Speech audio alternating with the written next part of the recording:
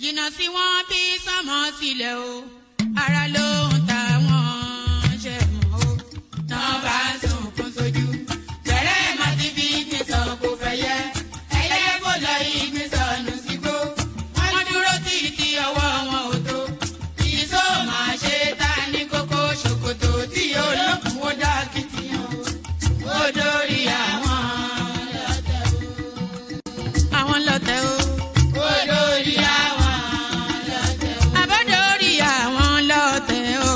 Ó dórí àwọn lọ́tẹ̀ o. Ọmọ iná náà mi arán sí náà. Orí mi dákun má ṣì mí lọ́nà o. Mo tẹríba fàdà àgbà o. Àgbà ẹ foríjì ni. Ojoojúmọ́ ni mo ń pọ́n wọn lé. Mo ń ṣèyá sí àwọn àgbà o. Mi ò fojú tí ń rìn wọn láyé. Ọmọdé ẹ má fàgbà ṣe yẹ̀yẹ́. Torí omi kọ́ tó yọ lání. Ọmọdé ń bọ̀ wá dàgbà o. Wọ́n máa ń bọ̀ wá dàgbà o.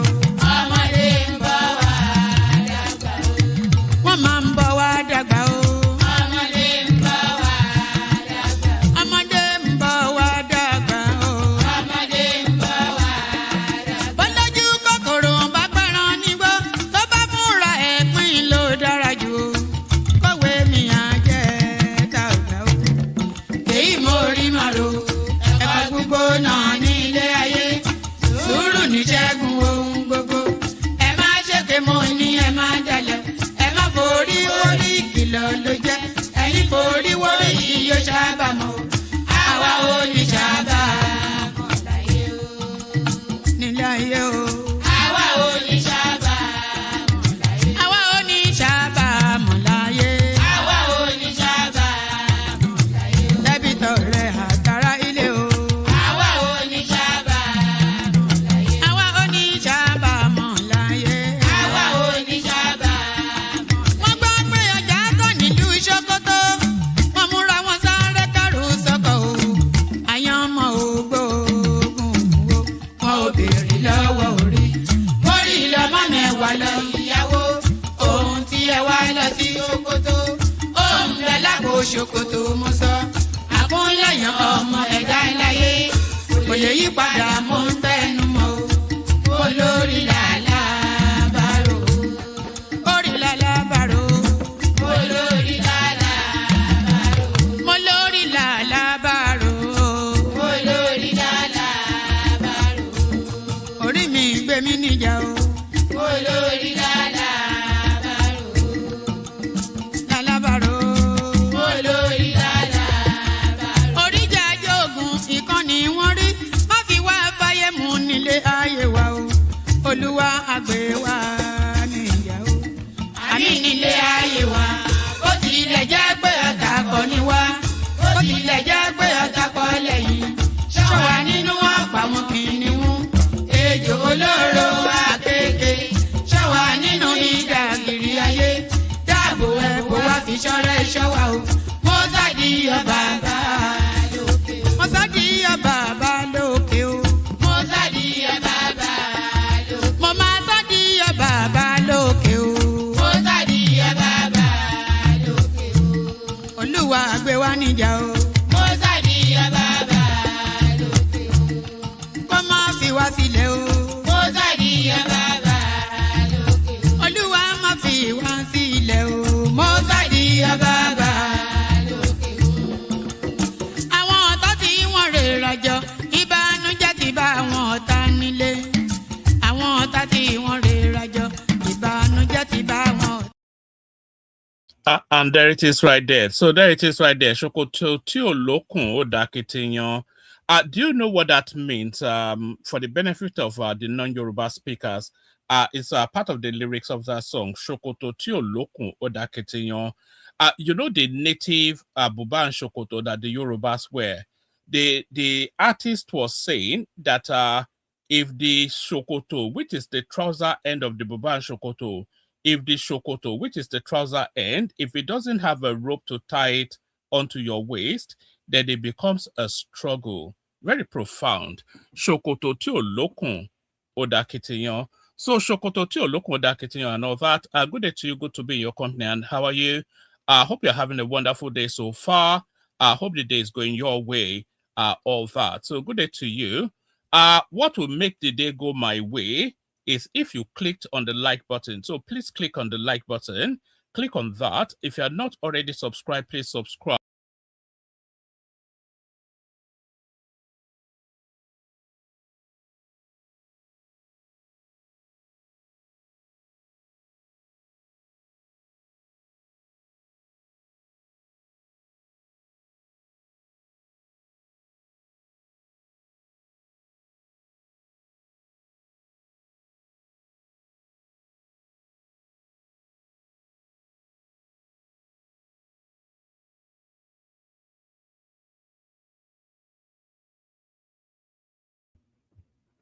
And so I managed to kick myself out of the studio. That's a good start, isn't it? But as I was saying, please click on like if you have not already done that. Please subscribe if you haven't already done that. So like and subscribe. Share the links on your WhatsApp spaces, Facebook, etc., etc. And then come join me on the screen via the hyperlink that says StreamYard. So do all those things. So the session wraps around Nigerian politics at the presidential end. So that's where the conversation is going to wrap around. And we're going to be looking at commentaries coming out of the Southeast. So that's what we're going to be looking at. So one of the senior functionaries, I'm saying one of the senior functionaries, I wasn't even aware of this guy until recently, Dr. Ijeomah Arodiogbu. So hopefully I pronounced that right, but if I did not pronounce it right, when we start to listen to the video that we're going to be reacting to, then we get the right pronunciation. But a top chieftain of our southeastern extraction is telling us now that Tinubu is guaranteed to win the Southeast. So a very bold statement by this guy, and a very brave statement too, actually, because as we know, with the Southeastern political space, anybody that goes against the tribal code, they are always punished severely. I would remember, of course, what happened to Joe Igbo and all that. So he raises his head above the parapet to announce then that Tinubu is likely to win the Southeast in the upcoming election. So as I said, it's either a brave comment or a foolhardy comment. But we'll react now with the session where he makes that statement, and we will come to the conclusion then if he's being brave and honest, or if being foolhardy and putting himself at risk. So let's start it off from here.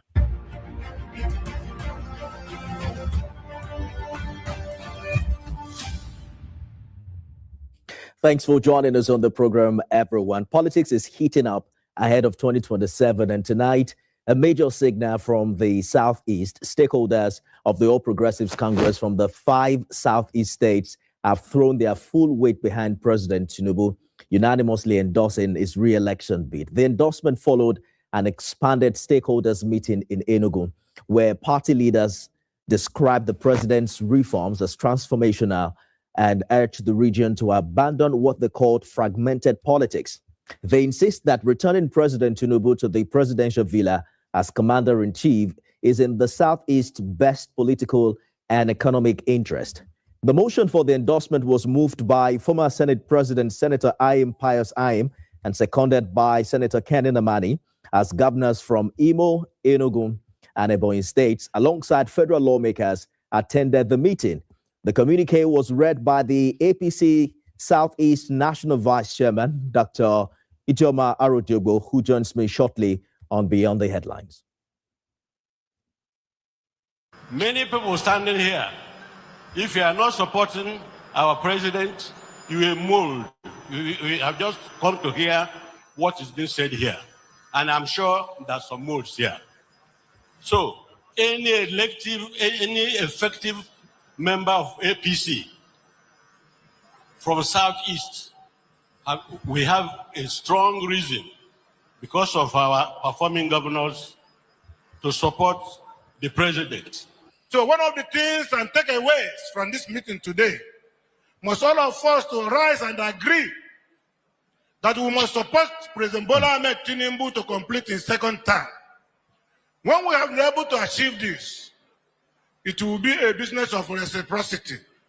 When right hand watches the left hand will watch the right hand, and the two hands will be free. Enugu State. So just to be clear, so it's a self-interest position. That is what Hope Uzodimma is telling you right there.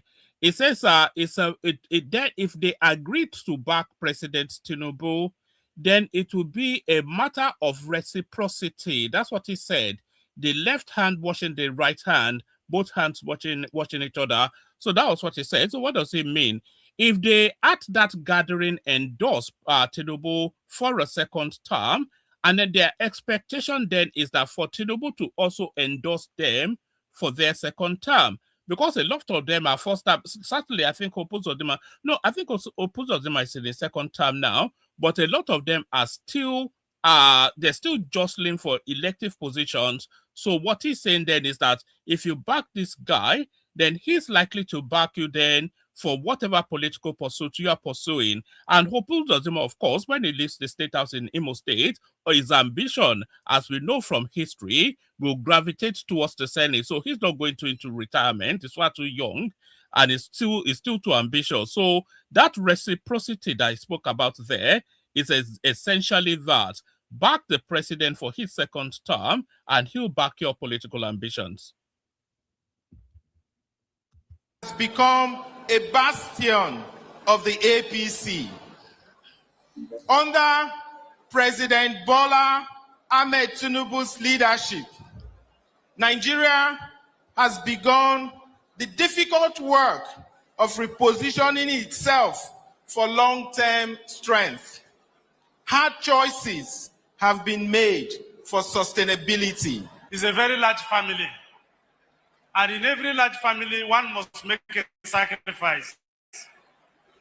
And I want to urge our leaders that we need to forgive one another and make a lot of sacrifice so that those that are joining us now, we have a place in our party. Like I promised our people in Ebonyi State, we all one. We have one party now in Ebonyi.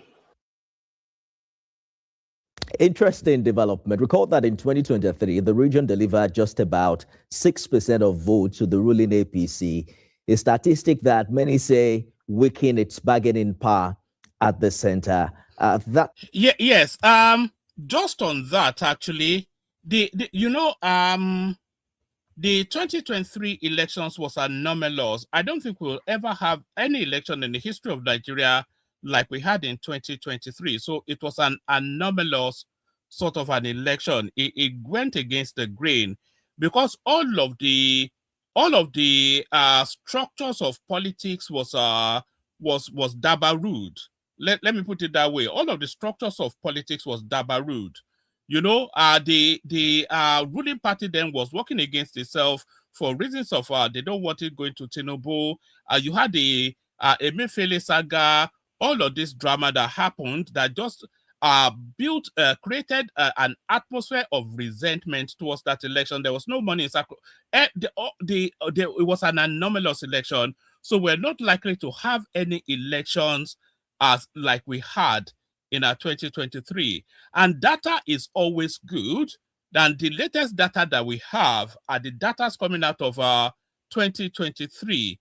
But if we are permutating on the sacredness of the data of 2023, then we will reach the wrong conclusions because that data offers us nothing other than a glance at possibilities. And that is what is saying there. In the Southeast only gave Tinubu 6% of their votes. So, and that is why he's saying they are having difficulties now negotiating with the center because, of course, it's a quid pro quo system within the Nigerian space. You back me, I back you. You support me, I support you. So that's essentially what he's saying there.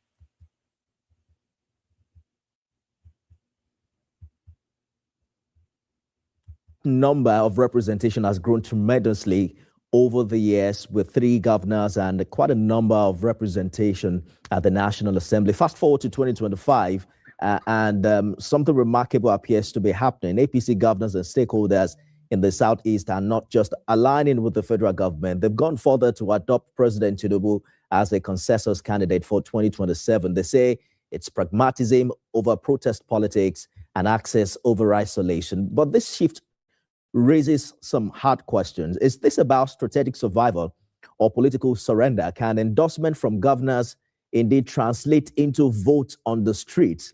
And how does this square with the long-standing... I'm not quite sure how that is a governor, you know. Sorry. I'm not quite sure how that is a question I meant to say. How does an endorsement by a sitting governor not translate into votes? That governor got votes to come into that post, and by virtue of him being the governor of that state, whichever state it is, then that means then he's the most popular politician in that state, because that is the translation of being the governor of a state. You can't be the least popular and you be the governor. So out of the people that contended for governorship, whoever the current governor is of whichever state is the most popular politician out of the people in contention then. So if they are endorsing something, that popularity is transportable to wherever it is that they are backing, especially if they are not, the narrative that they are backing is coherent.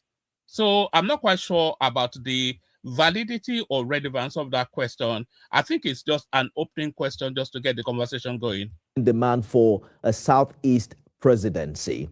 Let's bring in Dr. Ijeomah Arodiogbu, who's National Vice Chairman of the APC in the Southeast. Dr. Arodiogbu, welcome to Beyond the Headlines. Happy New Year to you, and thank you for joining us again. This endorsement is being described as a paradigm shift. The APC now has 3 governors in the region, unprecedented. The other 2 are considered politically friendly. In very clear terms, what exactly would you say has changed in the region between 2023 and now? Actually, we should not let that statement go under the radar. So it's saying then that there are 5 states in the Southeast. 3 of them are already APC, either historically or through defection. And the remaining 2, he's saying, that's the host in his or in his introduction of his question, he's saying that the remaining 2 are friendly to the PDP. So who are the remaining 2? It's Alex Otti and Charles Soludo. Charles Soludo, by his own public pronouncement, is a Tinubu man, and Alex Otti, by his body language, is also a Tinubu man. So to all intents and purposes, all of the state houses in the Southeast, they belong to Tinubu.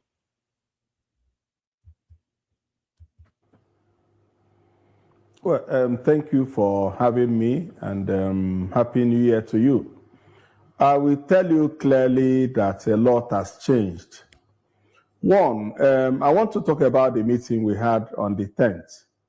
It is the tradition of Ndi Igbo that at the end of the year or beginning of the year, families come together and interrogate what happened the previous year and planned for the future year. And it was in that light that we held a meeting themed Izu Umunne, that is a discussion between brothers. The meeting we held on the 10th was not just a meeting of political leaders of APC extraction. It was the meeting of the Southeast. Before we held that meeting, we had consultation with the other 2 governors. Myself and the governor of Imo State visited the governor of Abia State, and they had a joint press conference also endorsing the president. And I know there was a lot of conversation between the governor of Enugu State and the governor of Anambra State in the same light. Everybody is in support of the President Bola Ahmed Tinubu's administration and the need to endorse him for a second tenure. I read the communique drafted by all the leaders, and I opened the meeting. And in opening the meeting, I talked about the administration, the difficulties that people are facing, the pedestrian view. I talked about the achievements of the current administration and how it has favored our people. I talked about the zone, the Southeast zone, how it has fared in the last 1 year, and also the national APC body, how we have fared. And in all, the people of Igbo, Ndi Igbo, agreed that we are better off with President Bola Ahmed Tinubu. We didn't just have a meeting and give an endorsement by God. In terms of impact, the Tinubu administration has been the most impactful on the southeastern space. If you remove the Lagos, not the Lagos Calabar, if you remove the second Niger bridge that Buhari built, a lot of the historical infrastructural needs of that region is being addressed now. Dave Umahi gave us a list of all of the ongoing or completed major projects in the Southeast. He created a Southeastern Commission for them for accelerated development, and he has a friendly rapport with all of the state houses. So he opens the government to the development of the Southeastern region, which is somewhat of a novelty in Nigerian governance. Most Nigerian presidents, they just treat the Southeast with disregard. They just ignore them in essence. Governors. It wasn't just the governors. In fact, the traditional rulers, the communities, the trade unions were all in support of what happened on the 10th of January in Enugu. So it was a meeting of brethren. We are all leaders. Our brother Peter Obi is also a leader, like I am a leader. Our major leader in the zone is Governor Hope Uzodinma of Imo State. So if any of us will say that we are talking about Igbo presidency, all the leaders, including myself, we sit on a table and discuss and say what is in it for us. How do we approach it? Not for one person to just rascally jump out and say that we are looking for Igbo presidency. We have decided and we discussed before that. All through the Christmas season, we visited. Note that aside, by the way, not for one person to just rascally jump out and say we're looking for an Igbo presidency. So who do you think the rascal is that is referencing? Tell me in the comment section who the rascal is that the chieftain from the chief from the Southeast is referencing. Let me take it back again, actually, so you can hear it.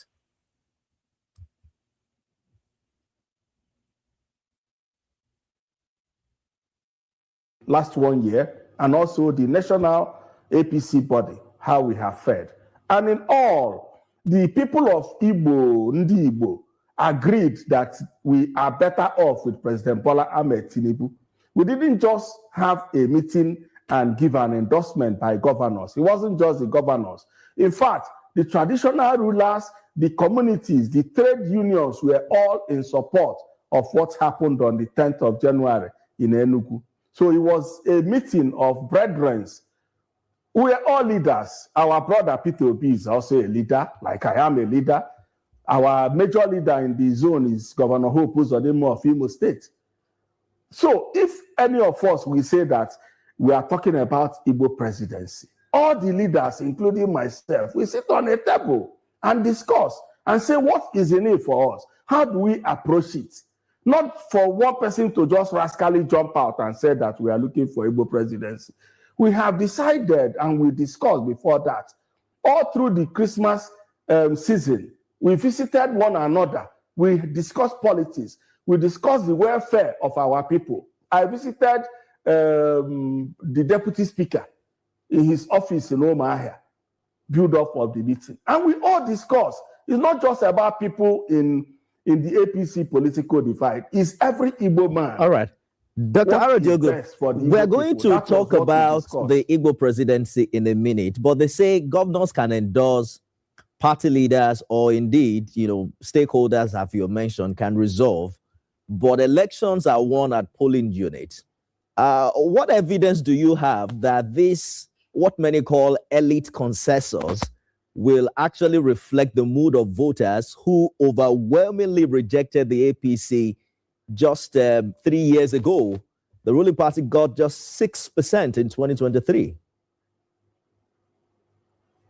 The 2023 election is not what we should keep referring to. It is in the past. And I tell you, then we made the mistake of not telling our people boldly, like we did on the 10th. This is where the leaders stand. So the youth, in the fourth stanza of the former national anthem, they said, tell the youth the truth to know. So we didn't make that effort that we are making now. It was a big error.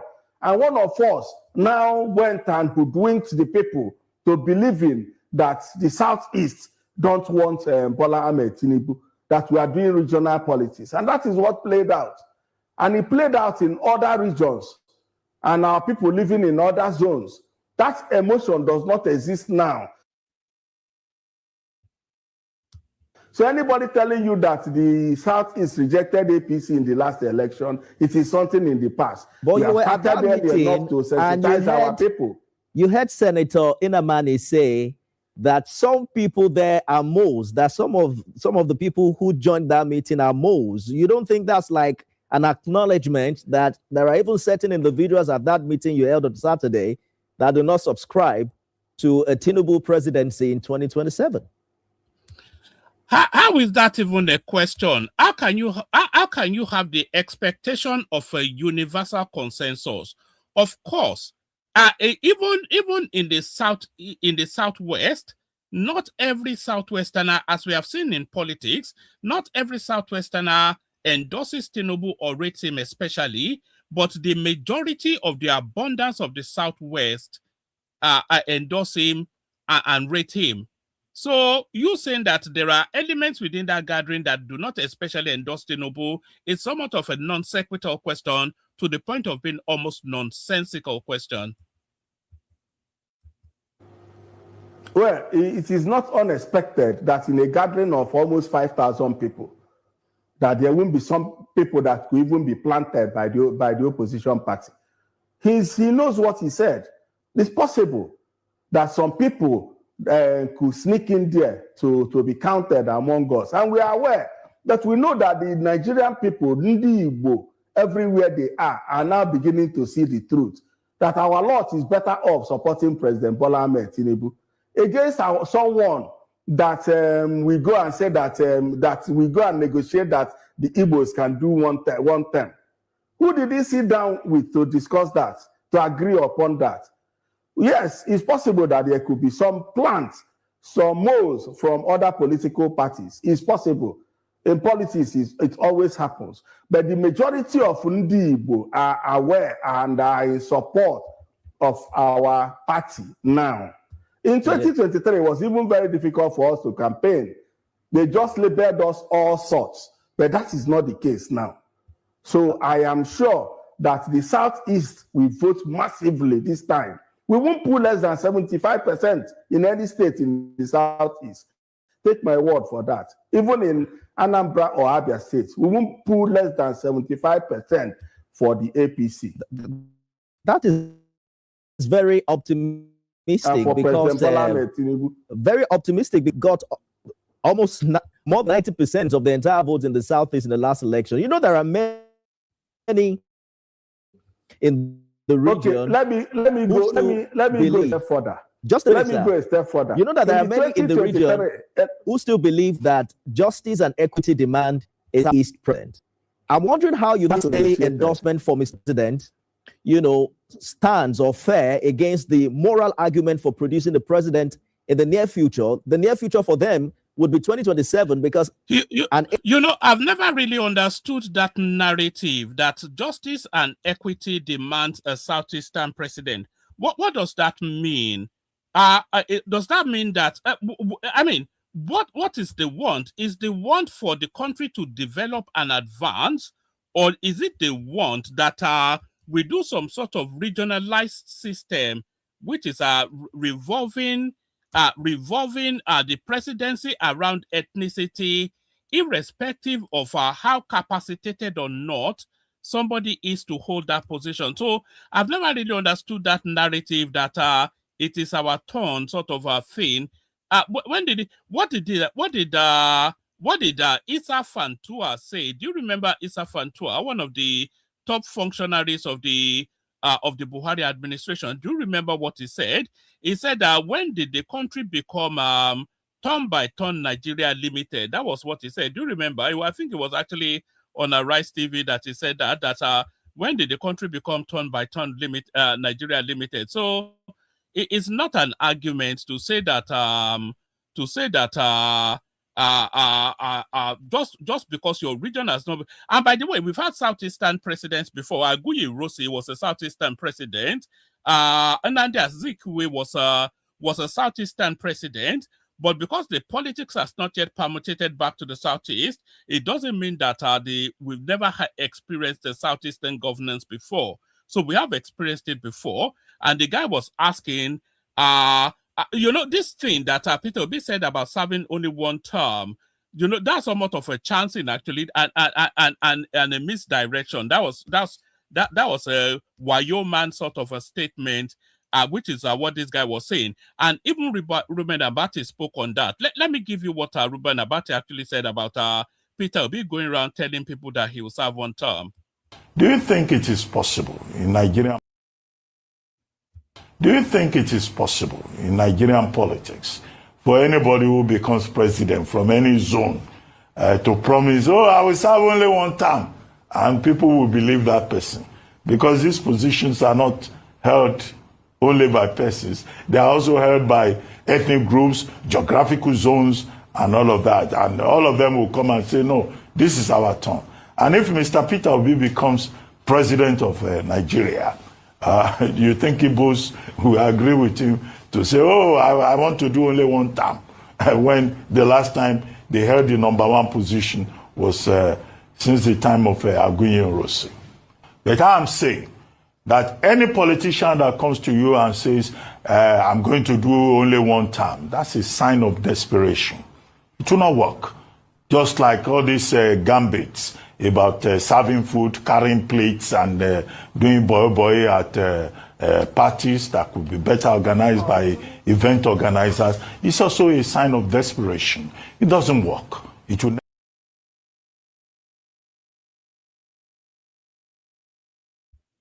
So essentially, Ruben Abati really echoing what this chieftain, I can't remember his name, Chief Arodiogbu, Ruben Abati really echoing, yes, what's his name again? Arodiogbu, Chief Arodiogbu.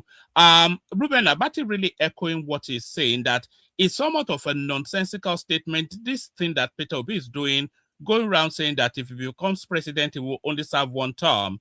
It's not even one, it's a lie, because it will never serve only one time if he becomes president. Nor will Atiku Abubakar serve only one time or give it to the Southeast. I'm not sure that anybody is dumb enough to believe that. So that's one.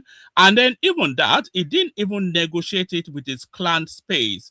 Because if Peter Obi becomes president, it's not just President Peter Obi as an individual, it's a representation of a particular ethnic stock. And it's not acting on its own individualistic consonants. So that's essentially what they're saying there. One term. Who did he sit down with to discuss that, to agree upon that? Yes, it's possible that there could be some plans, some moles from other political parties. It's possible. In politics, it always happens. But the majority of Ndi Igbo are aware and are in support of our party now. In 2023, it was even very difficult for us to campaign. They just labeled us all sorts, but that is not the case now. So I am sure that the Southeast will vote massively this time. We won't pull less than 75% in any state in the Southeast. Take my word for that. Even in Anambra or Abia states, we won't pull less than 75%. Okay, so that's the leap right there. So that was what inspired the headline. And by the way, can people please make sure they are clicking on like and subscribing? We're not seeing sufficient enough of the numbers going up. So please, if you could, click on like. And if you're not already subscribed, click on subscribe. You can see we have a target. It's on that banner on your screen right there that we're after 10 new subscribers. So if you want to be one of them, you can be one of them. It's only really clicking on the red subscribe button, and then that makes you a subscriber. So it's a leap from where things are to what this man is now talking about. Tinubu got about roughly 6% of the votes in the Southeast in the last cycle of elections. And now this gentleman right here now is telling us now that that 6% is going to leap not just to an impressive 12% or even an impressive 25%, which is the electoral requirement threshold. It's actually going to leap from 6% to 75% of the Southeastern vote. So that's ambition, no, and that's foolhardiness. But I'm not quite sure. That's just wild anyway. I'm not quite sure how that journey completes, but it's an APC man, so I think he has to speak in that sort of language. But that's ridiculous a statement to make. For the APC, that is very optimistic because very optimistic because Peter Obi got almost more than 90% of the entire votes in the Southeast in the last election. You know, there are many in the region. Okay, let me go a step further. Just a minute. Let me go a step further. You know that there are many in the region who still believe that justice and equity demand a Southeast president. I'm wondering how you think this early endorsement for Mr. President, you know, stands or fare against the moral argument for producing the president in the near future. The near future for them would be 2027 because an 8-year presidency for Tinubu is probably going to be followed up by another president from the north. They are saying they can't wait for that long. Well, I will draw your attention to the immediate last election in Anambra State. Peter Obi campaigned for his choice candidates, and they came maybe abysmal fourth in all the elections, the Senate election and the governorship election. But the speaker there is missing one crucial factor. So the choice in Anambra State was the choice between one Igbo man or the other. So then it leaves it then to the individualistic political leanings of the voter. So it leaves it to the voter to make the decision on which of the Igbo men available they want to vote for. At the presidential level, it will be an Igbo man versus a Yoruba man versus a Fulani man. So then that then rallies people to the tribe. So I think the example is citing is it doesn't quite apply. In that 2023 you're talking about, anybody that was associated with Peter Obi, no matter how little he was or how unacceptable he was, won the election. But this, what happened in Anambra, is a clear picture that the people are seeing very clearly now. In his own senatorial zone, he could not win. In his own ward, he did not win his ward. He shows that his followership, even in his native Anambra State, is no more there. It shows that our people are seeing clearly. Our people are smarter than you can ever imagine. We cannot follow somebody from ABGA to PDP to Labour Party to ADC. So our people will just be moving like that because of one individual. It is not possible. There's something every sprinter is trained to know. From beginning of your career as a printer, you're shown where the mark starts. On your marks, you stand on your marks. And you also told that there's a finish line in every race, the red tape. So someone that when you say on your marks and somebody doesn't know that he has to stay properly on this start point, and the person doesn't know you have to accelerate as fast as possible, depending on the race, whether you're running a relay or a 100-meter race, because the approach running for a relay and a 100-meter race or 5,000-meter race might not be the same. And you fail to accelerate, then after the red line has been crossed, you start accelerating. It means you don't know what.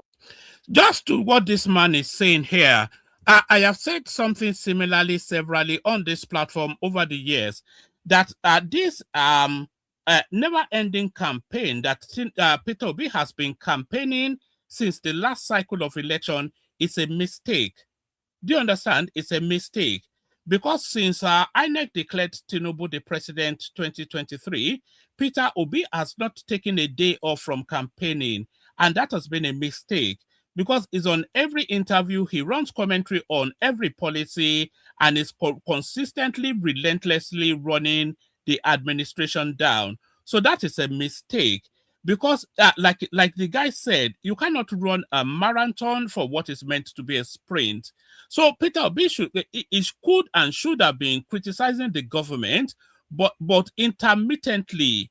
Not every single day. There's a tweet, there's a comment, there's an interview, there's a voice note. He overlabored it. So it was because of the pace at which he was going and not pausing for breath. I've always been of the view that as we get closer to the elections, Peter Obi will somewhat demythify himself by being too much in public circulation. And the demythification of Peter Obi is what we're seeing playing out now. And this is what this guy is saying, that you cannot sprint for a marathon and you cannot marathon for a sprint. So it's horses for courses. I think he played it wrongly. This never-ending campaign since 2023 till date. And like I said, it's been demythified now. His followership is shrinking quite visibly. And even the tribal thing is starting to ebb away from him a little bit. But please, people, make sure you are liking and subscribing. We're not seeing numbers going up. Please push up the numbers. What it means to be a sprinter. So that is what is happening. Our people have interrogated issue and saw that the rascality of our brother in the 2023 election has affected us so much that the president is just being magnanimous in all the good things he's doing for the Southeast. Because the vote they put for him, he hoodwinked our people to lose our fortune. That is what happened. And our people are wiser for that. So you will be surprised what you will see in 2027. And by the way, the video is coming to, the interview is coming to an end. So if you want to come into the studio to give your thoughts on what the gentleman, Chief, Ijeomah Arodiogbu. So if you want to come into the studio to give your thoughts on what he has been saying so far, or what he will say by the time we get to the end, if you want to come into the studio, I'll send the link into the comment section. So you click on that link and come in, especially if you have never joined us before. We would like to hear your voice. We had Godwin join us for the first time yesterday. You'll be the Godwin of this session. So we go back to the clip. I tell you that, mark my word for it. All right. Let us take a short break and we'll return to this conversation. Stay with us, everyone.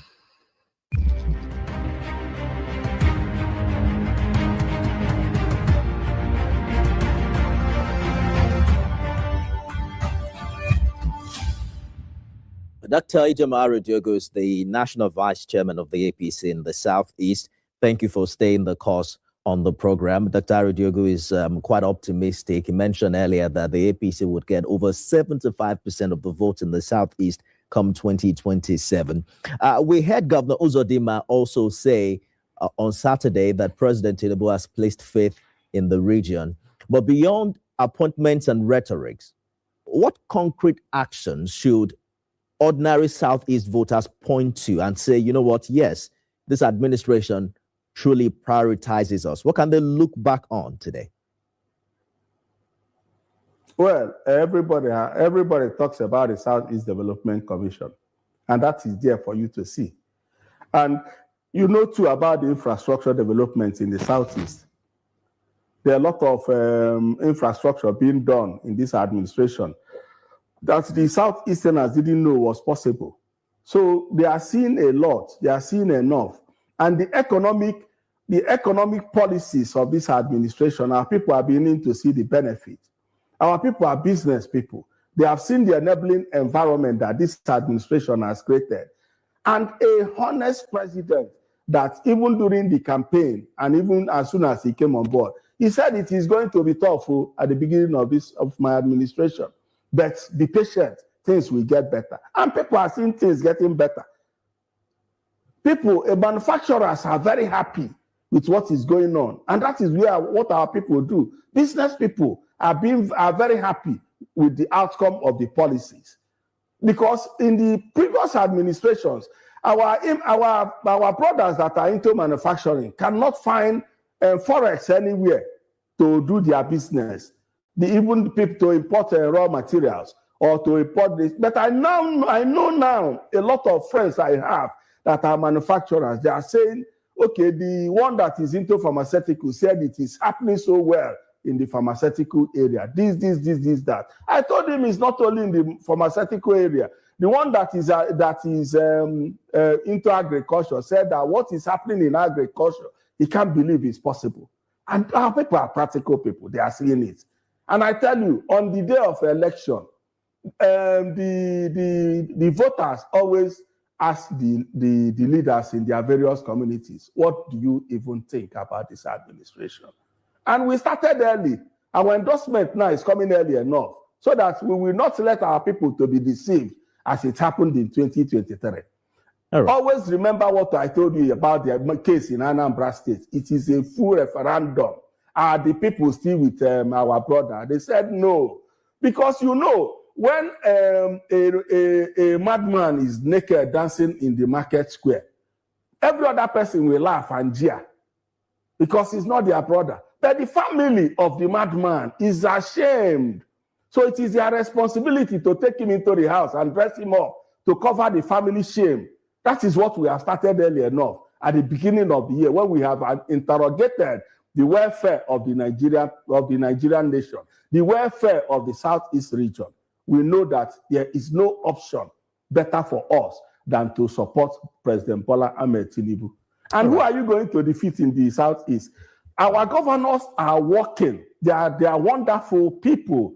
They are not just local governors. They are loved by their people. Governor Hope Uzodinma is so much loved by all the Igbo people. And the Igbo people can do anything to follow him. The same thing is happening in Ebonyi State. And the same thing is happening in Anambra State. Sorry, in Enugu State.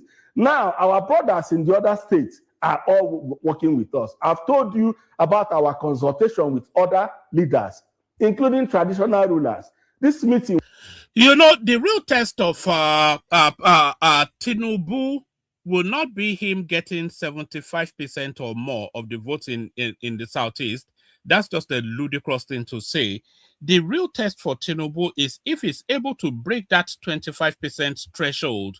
Because, of course, he got 6% in the last cycle. Just broadly, it's averaged to, not 6% in every state, but averagely across the Southeast, it got roughly about 6%. So the test now of his popularity or the people of the Southeast warming towards him is if he's able to double that figure from 6 to 12, that will be the test. Or if Tinubu is able to score an average of 20 to 25% in the Southeast, then you can claim victory for Tinubu, because that is a huge leap, both from the last cycle of data, which was 6%, and the relationship of the Southeast with Tinubu as a Southwestern president. So if he gets 20%, he's essentially won the Southeast. I think that's a fair statement to make. It was not just a meeting of APC politicians. It is a referendum of Ndi Igbo. I read that communique, and I know that it had input from all sector, all strata, all demography of Igbo people. Thank you. I hear you clearly. More governors, more senators, more seats at the House of Reps. You know, but your critics will still say that they kind of... Have you ever paused to wonder what all of that means? A lot of our senators in the Southeast have defected to Tinubu. A good 60% of the governors in the Southeast are APC members, and the remaining 40%, they are APC sympathizing members, governors. So what does all of that mean? That means the deployment of all of that power and potency to ensure that, because of course, they will look at numbers after the elections, and whoever does well gets rewarded. That's just how politics works. So they will deploy all of the machinations of their office and their power and potency to impact as much for the APC as possible. So that's what they call structure. So it's not sufficient enough to say that, oh, it's our son. So it's going to be interesting, actually. The figures coming out of the Southeast in the next cycle of elections will be one of the most interesting things about that election. Of expansion we are seeing in the region isn't as organic, that it is elite-driven. And there are big questions about how you intend to convert this growth into genuine grassroots loyalty by 2027, but you seem to believe otherwise. I want to quickly just take you to the South, neighboring South, where we're following developments. There are indications that the River State House of Assembly may be considering a lifeline for Governor Fubara and his deputy amongst the looming impeachment threat. And this follows appeals by some lawmakers who are now urging their colleagues to reconsider the move in the interest of peace. They're saying that the shift in position was influenced by interventions from certain political stakeholders. This is exactly what they said. Well, I am a chieftain. Just a minute, Doctor. I wanted us to hear precisely what the lawmaker said earlier today to intervene in the House of Assembly impeachment process.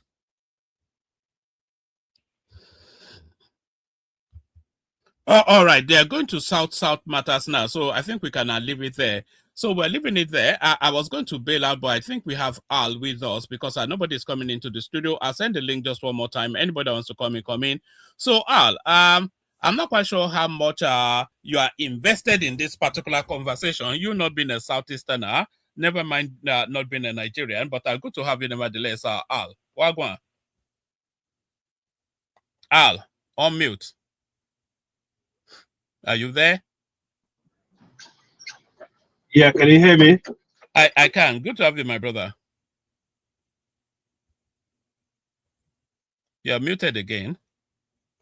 Oh, all right. If anybody else wants to come in now, because this might well be short-lived if Al can't speak and you know. Okay, we got Joel. So Joel, good to have you. How much do you know of this guy, and how much do you make of his politics? I know you are staunching the whole Peter Obi supporter, but pragmatism and realism versus hope and wishful thinking. Yeah, and the latter, the hope and wishful thinking, really represents the aspirations of those leaders who endorsed Tinubu. On that note, one man, good morning, afternoon, evening, wherever you may be listening from, Joel of Nashville on the One Man Show. One man, I have told you what is going to happen in this election. Like I said yesterday, and I'm going to repeat it today. I am not here to mince words. The leaders of the Southeast decided to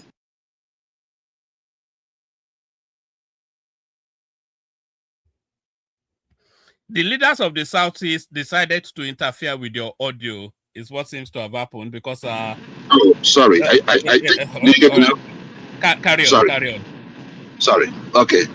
So the leaders of the Southeast, right, decided on their own to support Tinubu, and there's no problem with that. But my own thing is this: the support comes at what cost? What are you getting in return for that? Is it that Tinubu has given you an extra state, or is it that Tinubu has invested in the rail in the Southeast? What exactly has Tinubu done in the Southeast for us to give him our vote? Because it comes to that at the end of the day. Some people say, oh, he gave Umahi ministry. That is a personal, I mean, I don't know who Umahi is. Umahi lives somewhere in the neighboring states. I don't know who he is. The appointment of Umahi does not affect me in any way. He is more of an Igbo man than you. Oh, well, it's okay. I mean, I'm not going to, he's an Igbo man, I'm an Igbo man, so I'm not going to divide ourselves on this show. But the issue here is simple. The heads of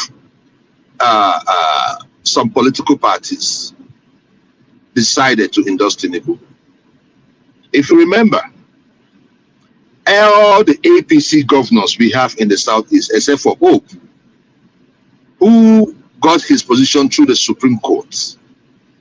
Every other APC government, apart and the one from Ebonyi State, every other one of them cross-carpeted, while they were maybe in another party. They now decided to go to APC. Rochas got into position through ABGA and went to APC, and from there they started building up.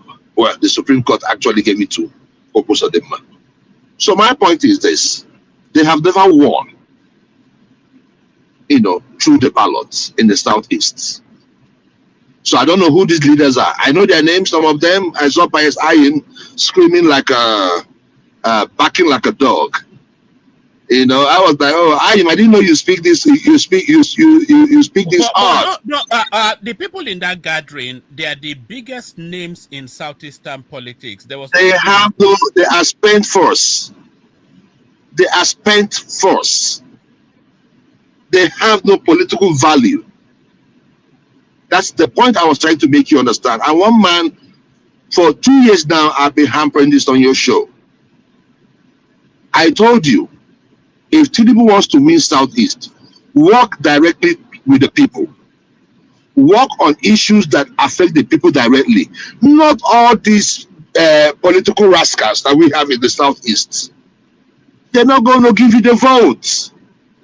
If you want to get the people of the Southeast, you deal with them directly. And how do you deal with them directly? Their roads, Onisha, Nnewi, Aba, expand it for them. It's not going to take much money. I mean, $1 trillion or 2 will make a huge difference. And you indebted the people to yourself. I bet you Tinubu must have compromised over 2 to 4 to 5 trillion on these leaders. You do not invest on these leaders. You invest in the people. So it's not going to make no sense. I don't know who this guy is. I never had his name before. Are you talking about? Sorry, Joel. Are you talking about the $3 billion budgeted for a rail system in the Southeast? Is that the sort of investment, or all the roads being built? Yeah. It's still budgeted. I'm talking about action. When you want to win something, you work on it like it's an emergency. I told you this right from the first day. There was a day that question was thrown on this show, and I told you, said, how will Tinubu, you asked the question, how will Tinubu win the people from the Southeast? And people were saying, oh, no matter what he does. I said, that's a defeatist mentality. I said, work with the people. Show them, and they will support you. Even Peter Obi will have no choice than to tilt towards you. Action. But, Tinubu got into power, and I don't know what happened. And, along the way, he found out that, oh, my Northwest base is having problem. Oh, the best way for me to do it is to get the governors. So, basically, what Tinubu wants to do in the election is rigging. You cannot rig your way in this election, one man. Unless the right candidate is not there to compete with you. He may be lucky like a Soludo. Joel, I've often heard the opposition space say that Tinubu rigging. But if you look at the politics as it stands now, there is no reason for Tinubu to rig. That's the thing. Tinubu controls 30 out of the 36 states in the country. That is to say, all of the instrumentalities of those states will get what's his re-election. That's one. And then Tinubu is also on a journey that the people are aware of. The local government, they're all reporting it. To go on all of the news platforms, Rise channels, etc., etc. They're interviewing all these local government chairmen, and they're telling us now that the money is landing in their hands for the development of their local government. So there's that. You have the NEL fund, you have the tax refund, which by the end of this month, salary earners will find that their take-home pay increases because the people know what this guy is doing. So and he also controls 30 of the states. So there is no need for him to rig now. You know, the journey is embarked on with the country, and the political space that he controls returns him irrespective. One man, you're always trying to be smart by half. And I give it to you. The point remains that the reason why there is coercing of governors into the APC is simply because they want to rig the election. When you talk about instrumentalities, what is instrumentalities? You should be talking about what have you done for the people, not instrumentality. What instrumentality are you talking about? You're talking about the wherewithal to rig, the wherewithal to change votes. That's what you're talking about. It's to rigging. And I said it yesterday that we cannot be talking about rigging on your show. We cannot be seen to be supporting rigging of election, because the only way Tinubu is going to win is by rigging, and that's the reason why he felt it's so important to get people, to get these governors to his side, to get these local government people to his side, the local government chairman to his side. But I want to tell you something. Yeah, they say politics is local, but at the end of the day, when it comes to the presidential, we know that it's no more local. It's about someone out there in Abuja that is going to make that decision. And when it comes to that decision, you're talking about who has the soul of the people. Tinubu has the head. Obi got the soul. The only reason why Tinubu will have an easy ride is if ADC present an article. Because is there going to be rigging? There's going to be rigging. But I have seen in so many elections, I saw it with the election of Obama, I saw it with the election of Trump. Enthusiasm turns on rigging anytime, any day. If the people are ginger to vote, if the people are ginger to come out to vote, no matter what you do with your rigging, it will not stand. They're going to win. The people will always win when they come out. I saw it with Trump. That was rigging in blue states. But the will of the people to say, you know what, we want to make this change, trounced all the rigging. So what is going to make people come out is the candidates. I have people say, oh, there have been an off-cycle election here and there. No, Obi is not on the ballots. That's the reason why. If Obi is on the ballots, then you're going to see what mobilization looks like. So that's the thing. So I have no problem with these guys coming out to say, I want Tinubu, and we have decided it's going to be Tinubu. You, the elders, you guys decided, a portion of our elders, you guys decided that, oh, it's going to be Tinubu. Fine. We, the people, we are telling you it's not going to happen. It's not going to happen. The people of Southeast will vote those or decide to say, you know what, let's just stay out of this one. If NDC does not give us OP, then what are we coming out to do? Let the people continue. So then they can, you know, when the people does not come out, it's easy for the politicians to rig. When the people does not come out. So that's the thing, man. I believe I can make myself clear. All right, Bernard. Stay with us. Let's bring Comrade Omoru into the conversation. Did you want to say something? I'm not sure. It's Igbo politics, so I'm not quite sure. I know. Yeah.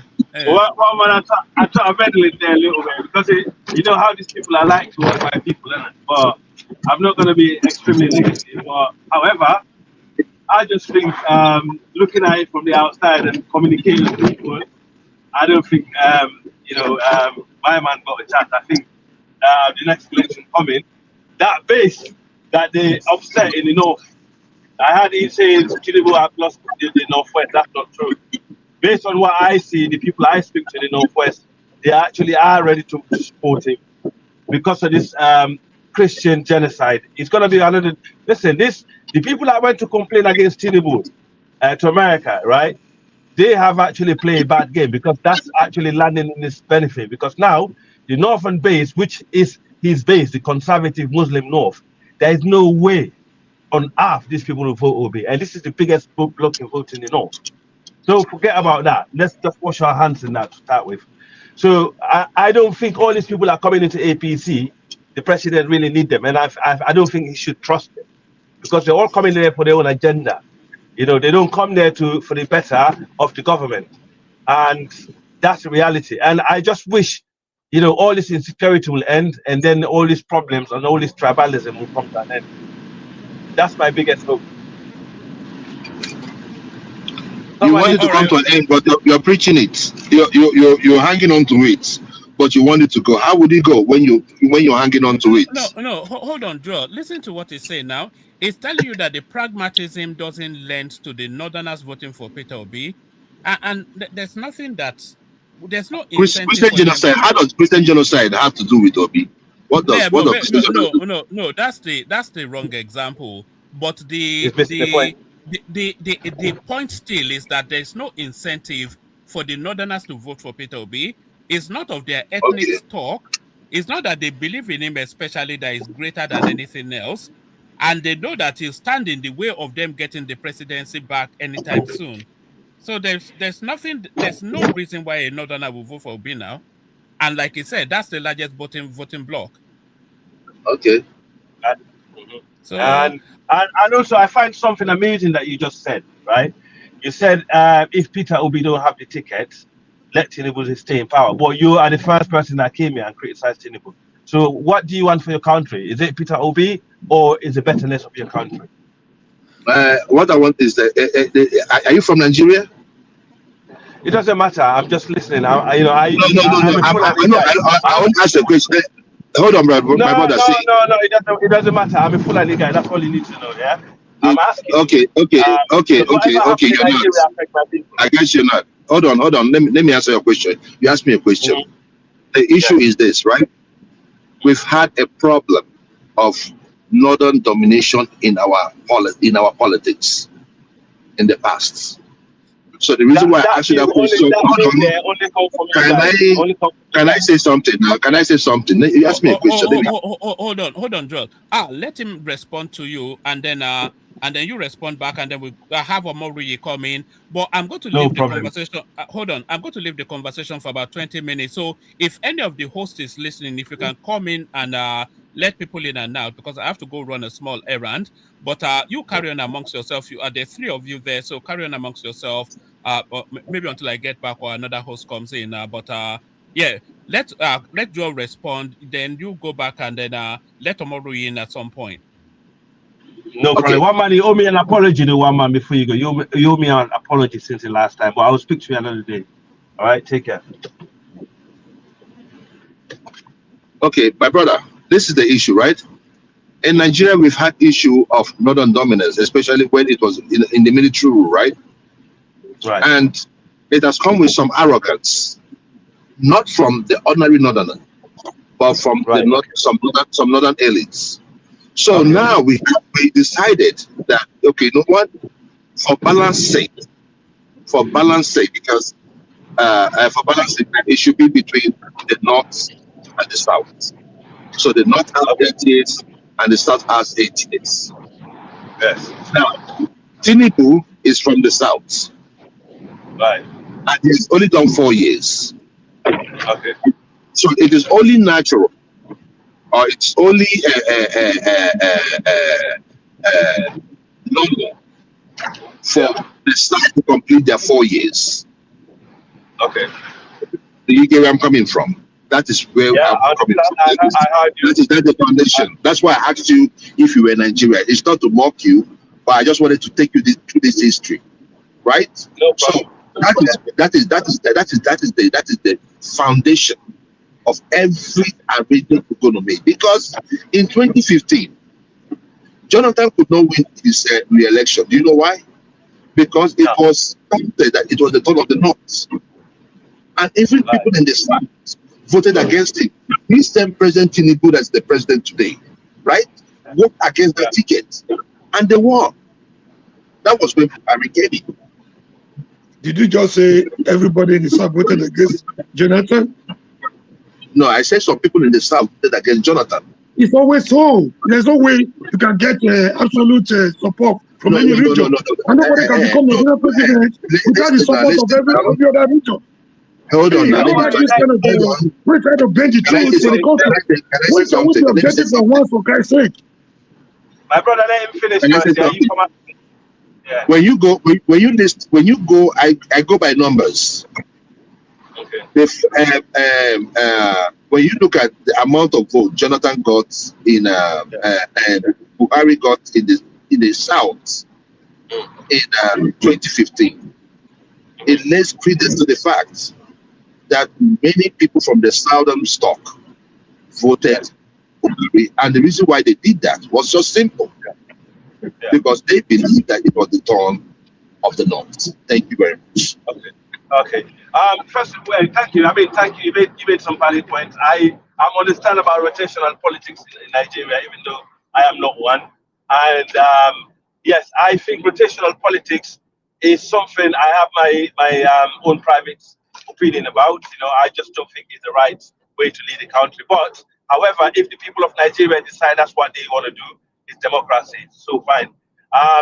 For me, I think the problem you have, I don't think you have problem with Northern dominant. I think you have problem with elite dominance in Nigeria. Nigeria is a country of elites and a rotten capitalism, and tribal and religious, issues and regional issues just add on top of it. It's like a layer of problem you have. Well, you need to identify these problems, fix them.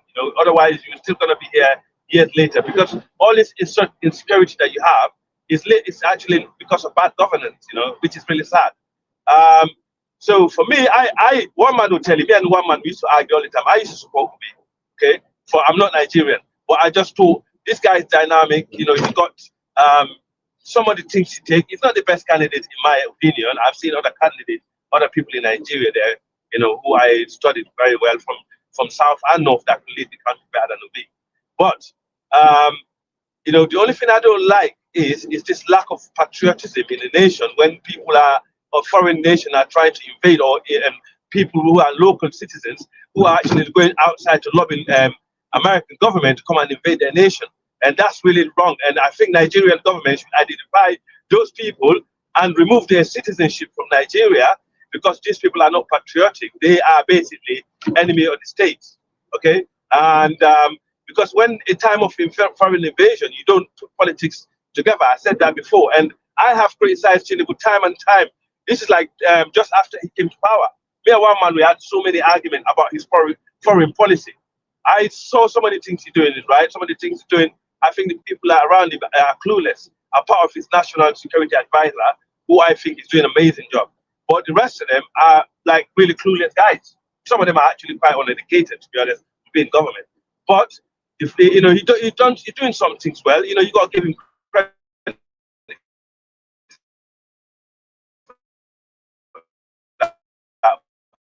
But however, there is like the foreign policy where I always used to complain about is where all the issues coming out in the day. As he had time, when it comes to election day, then you can teach the leader, what you make of him. You can go and vote against him. But when there is a time of, urgency, like people coming to take over your country and get involved in your local politics and stuff like that, that's not good for us in Africa.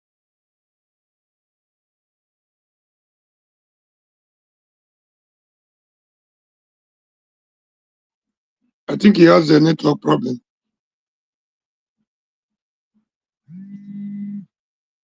Are you still there? Hello, can you hear me? Yeah, can you hear me now? We lost you for some time. I think your network is not stable. Yeah. Can you hear me now? Is that okay now? Yes, I think it's better now. No? Round it up and so that somebody else can come in. Okay, but let me just finish. Peter Obi should forget about obedience if you want to succeed. He should rely on his Southeast base to become a Nigerian president. And that's my opinion. The obedient base, I reckon you have already lost half of them. And and also they're not reliable in terms of certain, political reliability. And I don't think we should rely on them. We should galvanize the Southeast base and move that in to whatever party is going to be staying at. And that's my opinion. So Southeasterners, if they want to get a Southeastern president, they should come out and vote for Obi if they want to look at the thing as a tribal thing, okay? But if they want to look at the thing as a national issue, they should vote for whoever that they see fit. But if you want to look at the thing as a tribal way, I would advise Southeasterners and I advise Peter Obi to stay with the Southeast base and abandon the dividends, and so he can lose them totally, and basically then he can find either ADC or any other political party to contest on. I'll pass my good tomorrow. Thank you. Yeah, thank you. I don't know if Mr. Joel is still there. Is Joel still there? Don't worry, I'm here. Okay, I think we're just three on the platform. Good morning, everybody. I disagree with the last speaker. I agree with most of the things you said, but I disagree with you on the ground that Nigerians Assange talk to, cry out when they feel there is a Christian genocide. And the denial either is not the solution. When something is going on, you cannot beat a child and ask the child not to cry or tell the child how to cry. The primary responsibility of any government is the security of lives and property of the people.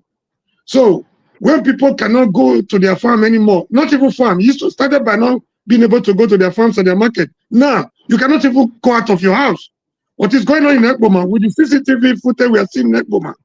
People are being kidnapped even at right from their own compound. Either when you trying to go out or when you coming in. So it has worsened to that situation. So in that case, you don't allow people, you cannot tell people not to cry when government has failed woefully in its responsibility to carry out the government arrested even the victims and they're in jail as we speak. Yeah, I'm coming to that. So instead of addressing the issue, they were busy denying the reality on the ground. That did not help anybody. I expect this is one area where I fought the Tinubu's administration. It was obvious, it was open to the blind and very audible to the deaf that Buhari was a patron of Boko Haram and other banditry in the northern region. He didn't hide that. At a point, he came out to negotiate on their behalf. At the other point, he said attack on the banditry in the north was attack on the northern people. Attack on his northern brothers. So he didn't hide that. But surprisingly, when Tinubu came in, I was expecting Tinubu, to tackle it in a better dimension. But when he came, almost the same thing. All the people that were fingered as their sponsors, all the lists he had from local and international intel, he was busy still romancing them, trying to romance their ego, all in the name of trying to score some cheap political goals. He wasn't ready to do anything until a bully has to come from somewhere, a bully who never mean well for Africa, who never mean well for the black man, has to shout before Tinubu could take action. That to me wasn't good on the side of a responsible government. So you coming here to say people crying outside the country because you want them to remain quiet while they are being killed on a daily basis? What kind of bias against a race is that? What kind of bias against a religion is that? What kind of position are you taking? You're not even you have the right to speak about what is happening in Nigeria, but you cannot be more Catholic than the Pope. People that have been affected on a daily basis are coming out to tell you we are being killed. Look at when Tinubu went to Benue. It was like a carnival. Instead of going there to address the main issue, the worst thing he said there was like they should learn how to live with their neighbors. Learn how to live with neighbors. Terrorists, you're referring to terrorists as their neighbors? So he didn't address the issue. So I don't agree with you on that ground. But let me not overstress that, because that one was obvious. He started either pretending to be taking action or actually taking action as soon as Donald Trump came I know they are pretending, they don't mean well. They have the same agenda. His agenda in terms of insecurity wasn't different from that of Buhari until Donald Trump's intervention. In as much as I don't want a foreign bully in my country, in that regard, he has started getting results. If we could just start in America alone, the very day he planted Nigeria as a country of special interest, you could see our government trying to pretend as if they were out to fight insecurity. So, in that regard, Donald Trump, even before he came to Nigeria, has already getting the result he wanted. But the angle I'm going to, he's coming to Nigeria is not for the interest of Nigeria, or no, for interest of any other the Christians in Nigeria. Donald Trump is very transactional in nature. So, the greatest threat to Tinubu in 2027 will have been external factor. But Tinubu being the mafia, political mafia that he is, who is ready to give anything to protect his interests, and Donald Trump being another transactional,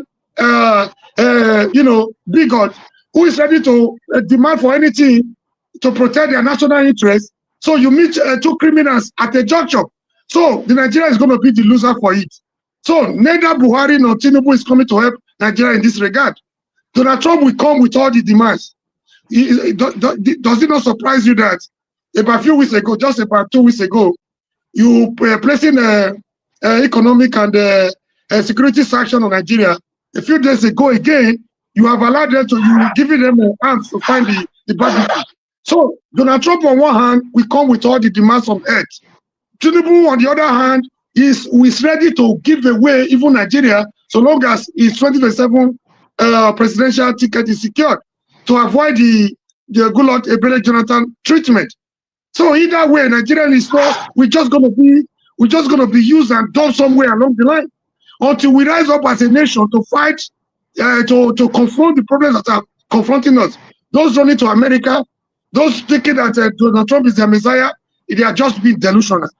They are just being delusional. It's not the Messiah. He can't even help those fix the problem in America, not to talk of coming. Does it not surprise you? On one hand, he was telling the white minority in South Africa to relocate to America, that the borders were open for them. The paradise was reserved for them, even when those ones were not willing to leave. They said they were comfortable with where they are. Donald Trump was telling them, come to America, the borders are open. But in the case of Nigeria, you said there is a Christian genocide, which I don't oppose. Instead of opening the border for them to, before you throw your missiles, in case they want to run away so that they can have a safe haven, you lock the border against them to die in their shithole. So, until we get this right, the same person that caused your problem cannot turn around overnight to be your solution. If we don't learn from colonialism, if we don't learn from slave trade, it means we are not good students of history. We're not going to learn because we are so blinded by our tribal and religious sentiments. So we are not objective when we talk. We are more wicked than those we oppose. The students of this one emanated from us. They didn't emanate from Pluto. They didn't emanate from Mars. They emanate from. I agree. They emanated from us. The kind of people we are. We are not sincere. We don't have a sense of patriotism. We don't have a sense of nationality. All we have is religious, tribal, and all the other sentiments. We allow them to becloud us instead of facing objectivity. So this is the biggest problem we have in Nigeria, and it will take a long time for us to come back as a nation. There is no sense of nationhood. There is no sense of nationhood. Everybody wants to see, the Igbo man wants to see himself, first of all, as an Igbo man. He doesn't care about what happens to the rest of us. The Yoruba man wants to, whatever, even if the criminal is there, my criminal is more, is better than your criminal. If the Fulani man is there, oh, no matter how criminal this man is, at least it's one of our own. So you don't build a nation like that. So the point I was trying to make. I agree with that point. Yeah, let me land this point. The greatest threat to Tinubu will have been the external threat. Somebody talking about whether they're going to rig. The kind of rigging you said, I want to disagree on that one, Mr. Joel. They don't rig by snatching ballot boxes anymore.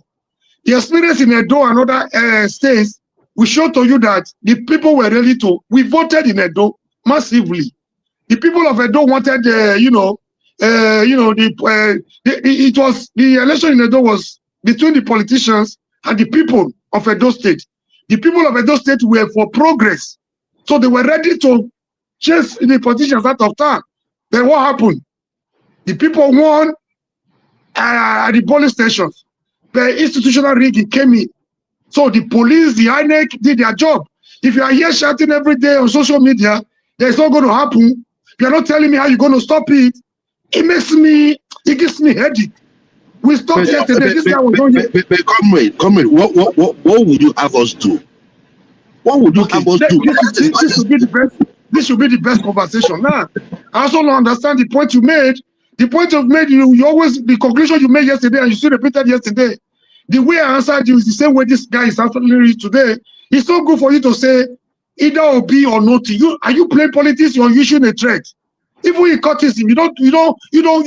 Even in court societies, you don't talk like that. In politics, okay, come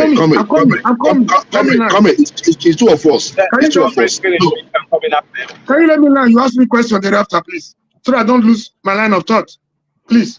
Go ahead. You know, I look like a stammerer.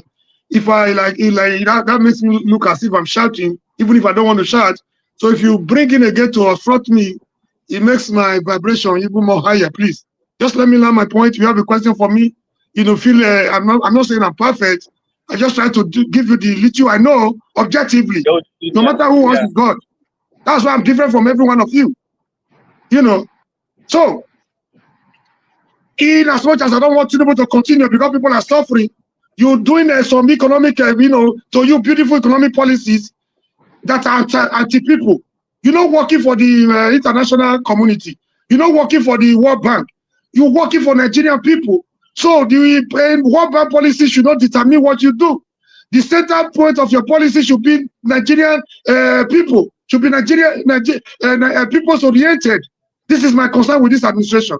No matter how beautiful you feel they are, people are still suffering. It does not remove that fact. People are still being killed on a daily basis. The denial will not even help us.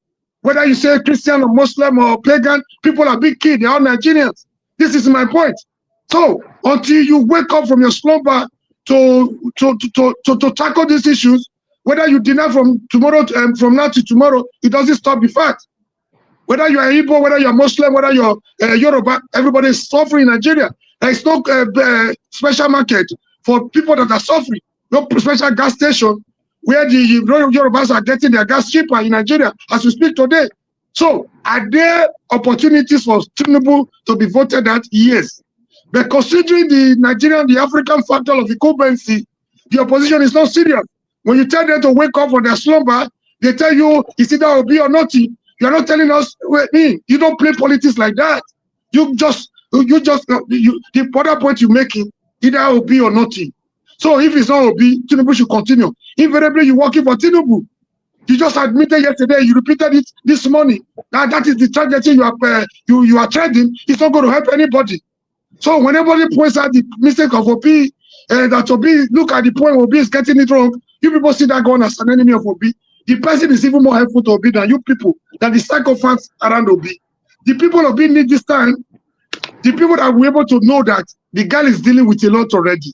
People that were able to stand up to tell him that know that Obi needs support as a human being. People that realize the fact that Obi is infallible. It's not infallible. It's not indispensable. It's a human being. He can make mistakes and he can be corrected. And the man is willing to listen. But the people you see around him are the bunch of emotional and sentimental supporters. I told you yesterday, in politics, the poorest strategy, we eat the biggest emotion for breakfast. It will eat the biggest sentiment for breakfast because emotions and sentiment will not bring anything to the table in politics. The man that is strategic, the man that is planning, he is the incumbent. It's even more serious than the opposition. Does that not surprise you? He has the police behind him. He has the Nigerian treasury behind him. He has the Nigerian military behind him. He has almost all the paraphernalia of office behind him. He's even more serious in terms of trying to win people to his party than the opposition are supposed to be doing more. And you don't learn from the opposition of APC against PDP between 2014 and 2015 towards the build up to 2015 general election that removed Jonathan from office. And you went ahead to say, because of the zoning factor, that was why Jonathan was removed. You are wrong, too. It could be one of the microscopic reasons It could be one of the most infinitesimal reasons why it was removed, but it wasn't the major reason. Jonathan was a colossal failure in terms of corruption and everything. You know, application against a lot of prisons were responsible for the removal. Then the most Nigerians, the saying in the list of most Nigerians was any other person but Jonathan. You have forgotten all this, only to reduce it to Southern dichotomy in Nigerian political equation. That is wrong. So let us be objective when we talk, if we must have a solution. For us to have a solution, we must be able to accept the fact that there is a problem. Then we can start to talk of solution. Everybody living in Obi, every important person living in Obi. First time it was Kenneth Okonkwo. Kenneth Okonkwo that was so vocal for Obi. As soon as he started pointing out the mistakes in Obi political calculation, you people turn it to an enemy. And the other time it was Valentine Osibo, somebody that was close to Obi, not just a political ally, but as a brother, a fellow brother from Anambra State, let Obi because he wanted to protect his political interest. And when Obi was not forthcoming to resolve the issue, and time was of the essence, two people turned against Valentine Osibo. Recently now, VP has just left him dirty. You people are not asking questions. Why are these important people that used to be very loyal? Why are they jettisoning this man? What kind of mistake? How can we fix it? All you do is to blame any decent voices against Obi. This is not helping you. You are not helping Obi either. I rest my case. Thank you all. Okay, let me respond. Can I respond quickly? Yes. Of course, yeah, go on. All right, thank you very much, comrade. You spoke a lot of things. Some I agree with you, and many I don't. And let me just start with this. Let me just address one thing you said. You said people live in Obi. Yeah, they can live Obi. It's no problem. Val Osibo was a stupid man. Val Osibo. You just call somebody a stupid man. You want to be just like that? Because you know why? I did not. I did.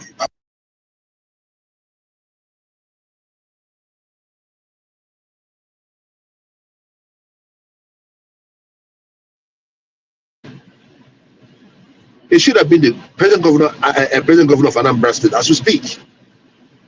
People gave Val Osibo support, but all of a sudden he said he wanted to go to APC.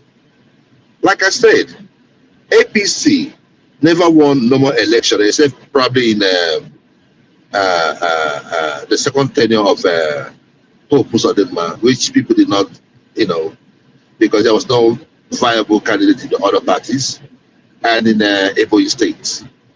But in Anambra State, if you want to win APGA, you must present an alternative. And we're coming back off the back. We're just coming off the back of Obiano, who was a terrible governor. So Val Osibo would have done a good job, especially seeing that Soludo's first tenure was a colossal failure. A colossal failure. We could not see the Taiwan, we did not see the Dubai. Okay, give us no more roads. Give us no more things. What is the I mean, as a former bank CBN governor, as a professor, we thought that things were going to be good. But he's messed the whole thing up. And that's the reason why in the last election you saw that he rigged. He was buying votes. If you were so comfortable at what you do, you wouldn't buy votes. But he was buying votes. Something that we never saw under Obi. So please, if people want to leave Obi, let them leave. Can I just counter you on? Can I just counter you on what you said now? If Ojo made a mistake now, you are quick to insult Valentine. But let me tell you, it's like you are very far from Nigerian politics. You don't even know what is good. You don't know what you are defending. Let me tell you why. One of the reasons why he left. When he came to Dr. Damage's show, I was one of the people that heard him. If you listen to what we did to Valentine on that day, if you see the attack on Valentine, in fact, it was like, he was shouting on a brother to protect him. We gave him to him woto in the local parlance, the way Nigerian people would call it. So, but let me also be candid enough to to tell you one truth, nobody would be willing to tell you. The election was around the corner. Another election, gubernatorial election was around the corner. Time was of essence. Valentine Igbo needed somebody, needed a resolution so that he could have a chairman, a secretary to sign his form. That wasn't forthcoming. So he needed to move on. And again, he thought, I was the person that confronted him. I asked him a question. I said, Valentine, no matter what you're telling us right now, we have every reason to feel that the demise of Ijeomah, and the Edo experience is some of your motivating factors for going into APC. You wanted to do for you the same thing they did in Edo, and you feel the demise of Ijeomah is an opportunity for you to assess the government house in Anambra. He denied. I knew those one were part of the reason, but the major reason was that the crisis in labor wasn't being resolved. So he needed to submit his form. He needed the chairman to sign for him. He needed the secretary to sign for him. And again, Mr. Joyce of Nashville, I asked you today, are you comfortable? Were you satisfied the way Peter Obi handled the crisis in labor? If we could not handle the crisis in labor, don't you think we have bigger issues in the Nigerian multifarious and society than Labour Party? I ask you again. Okay, thank you very much. I want you also to put yourself in Obi's shoes. You were trying to build a party based on rule of law. So, if there are two arguments or two people are dragging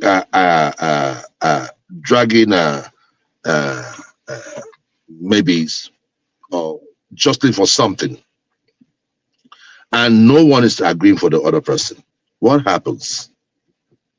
You go to court.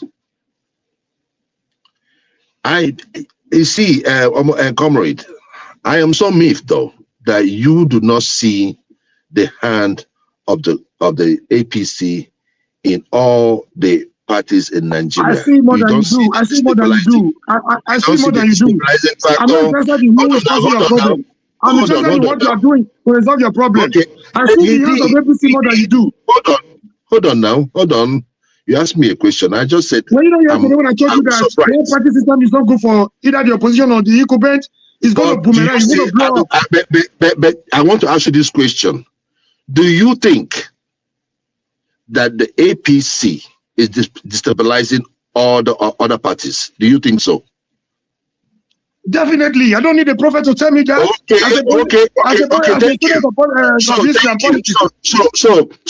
So that answers my question. We wanted to in your family, don't you have challenges in your family? Do you not run away from your house because there are challenges? No, don't tell me to hold on. Do you run away from your family or you resolve the issues? Do you run away from your house because there are challenges between you and your wife and your children? Hold on. In the family, you're the head of the family. You have more hands-on the problems you have in your family. But when your problem has to be settled by a third party, then it becomes a problem. And if that third party is corrupt or being used by another party, then your hands are tied. That is the point. Have you seen the Supreme Court give a judgment so vague? On the one hand, you're saying that Abure is not Abure's term has expired. But you're not giving clarity on your judgment to the point that Abure is still laying claims to the chairmanship. And on the other hand, too, you being APC, being in government, knowing full well that a court judgment is being disrespected, you being the head of the executive, you did not move in to say no as the executive. No, you must respect court order. So that is the point, Omori. You need to be in that position to understand what Peter Obi was going through. He went ahead and they went ahead to get the Nadi Usman. And what happened? They castigate every judgment. So Araba B is here causing nuisance. These other people are here saying, "Oh, we should be given the mantle of leadership in the Labour Party." So you can see all these parties are in disarray.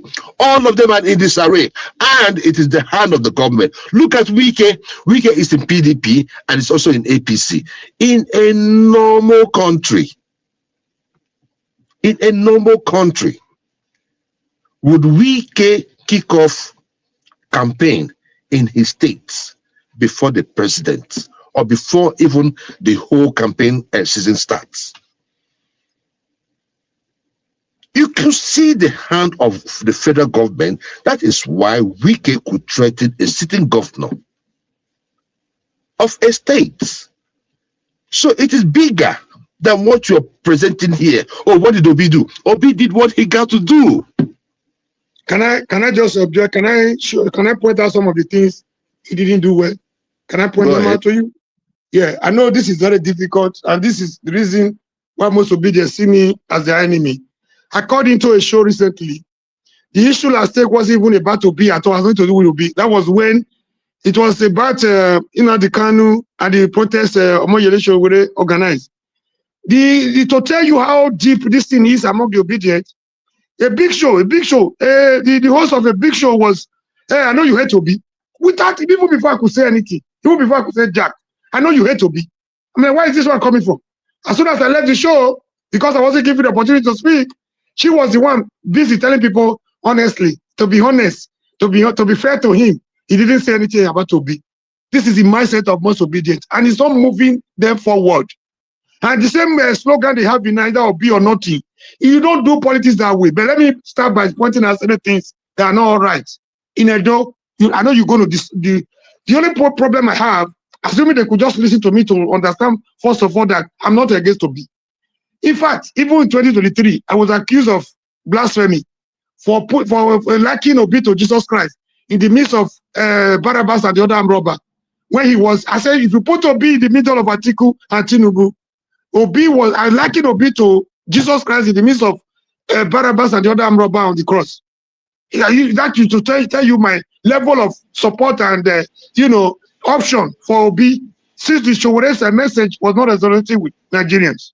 So I'm laying this foundation so that you know where I'm coming from. I don't hate Obi. No, it's true, but it's true. But it's true. But go ahead.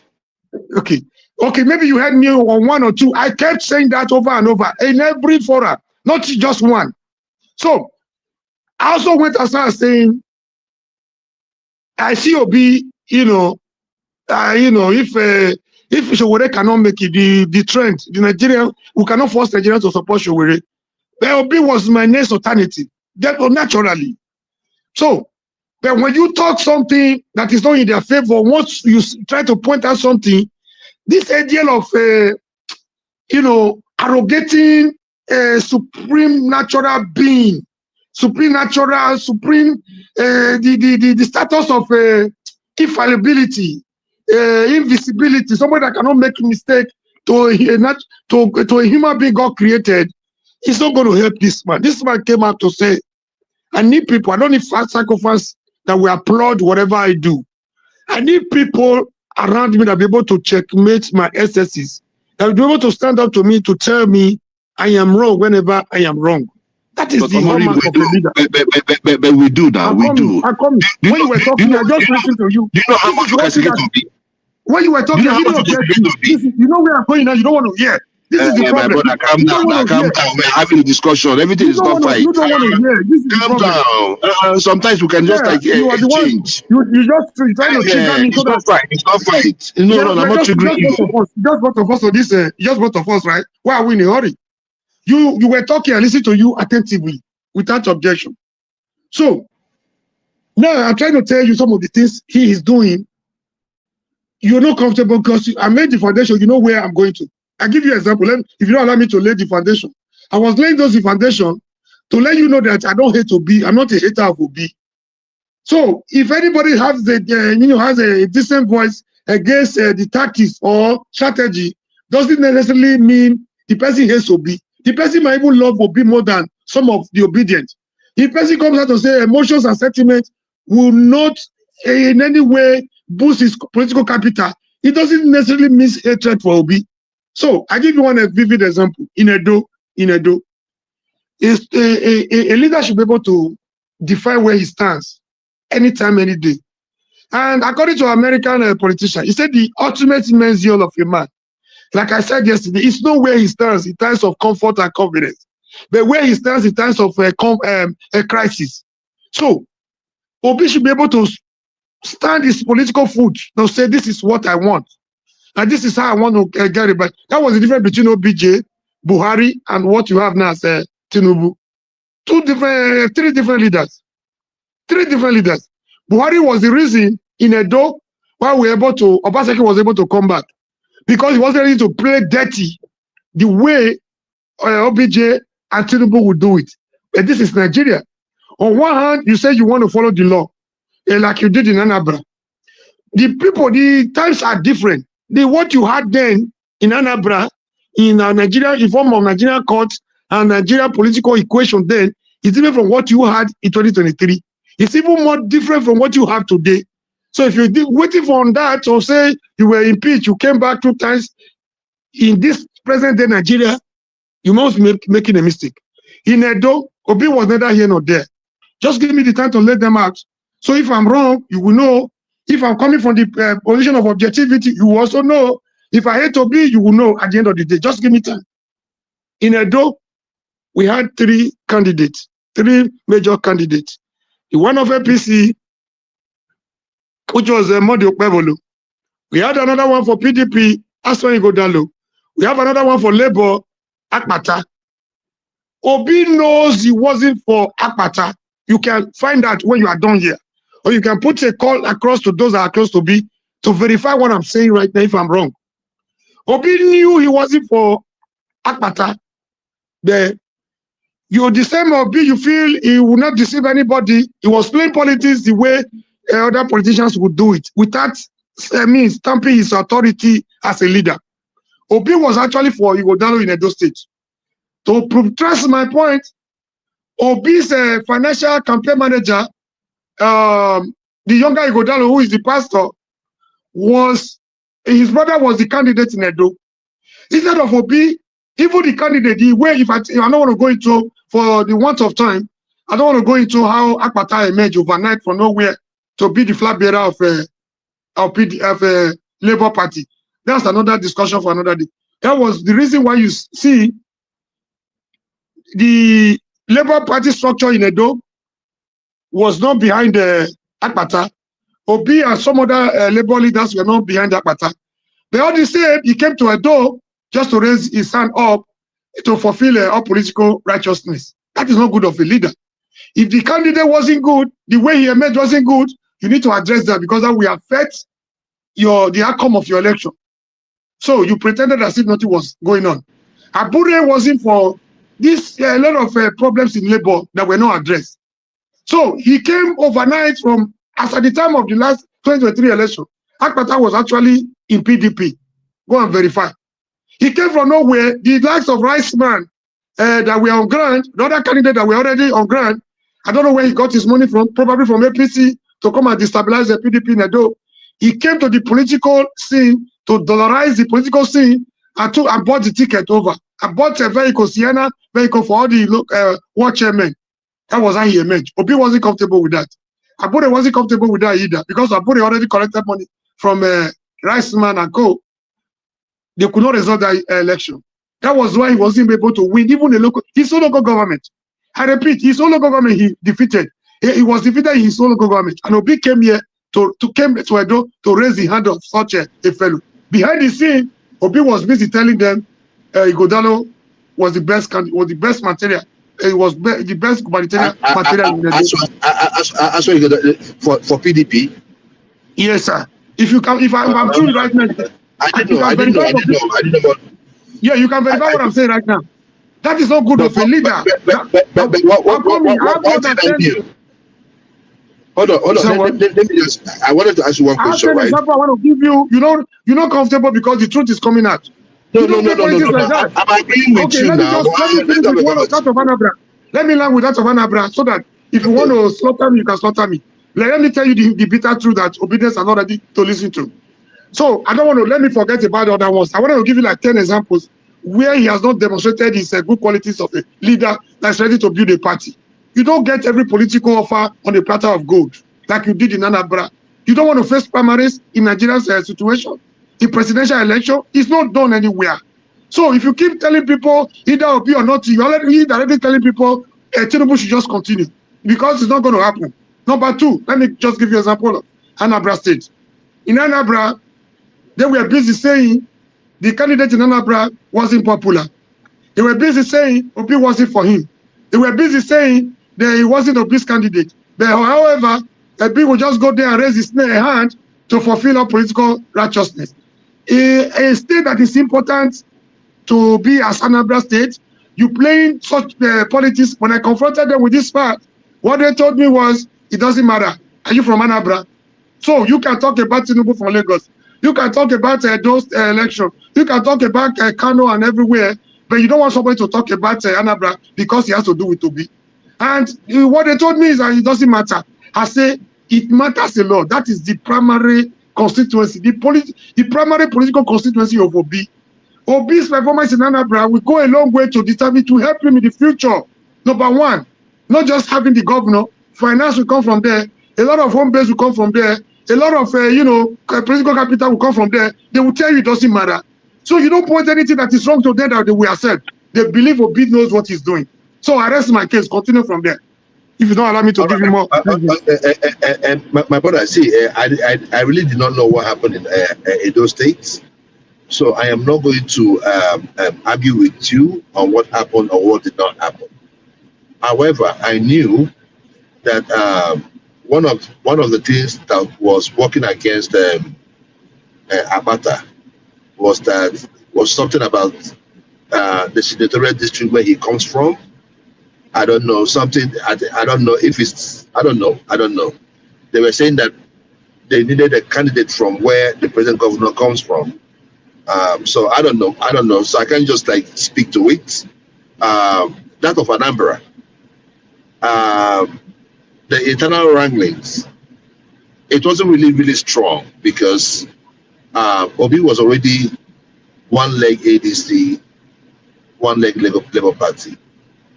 And this is the thing, right? You see, a house that's already divided is already divided. Because when you look at what happened between Akure and Arobambi after post-election, it was a lot of division. So even that of Edo State, I could see, I mean, there was no Julius Akure. So it was already, it wasn't a full house, right? On one hand. And secondly, the candidate they got was not from the senatorial district. As at that time, who was the biggest leader? Who was the biggest factor in Labour? Just sorry, this is not a point of argument. It just we are saying Obi. So yes. My question again: are you here to say to defend Obi on the ground that he did enough to resolve the crisis in Labour? I just want to hear the answer from you, so we can move on from yes, I think he did enough. Okay, so if you said they were already in fraction. So if your house is coming as well, if your house is falling apart, yes. I will Hakim, just 1 minute. If your house is falling apart as a leader, your roof is blown up by wind, you allow it there, you abandon your house and leave because you already a crisis in your home. No, that's what you guys do every day. That's my case. I will benefit more. I benefit more when you guys begin to point out the mistake of being making so that he can strategize and this pathway will not lead you to presidency. He cannot even lead you to council.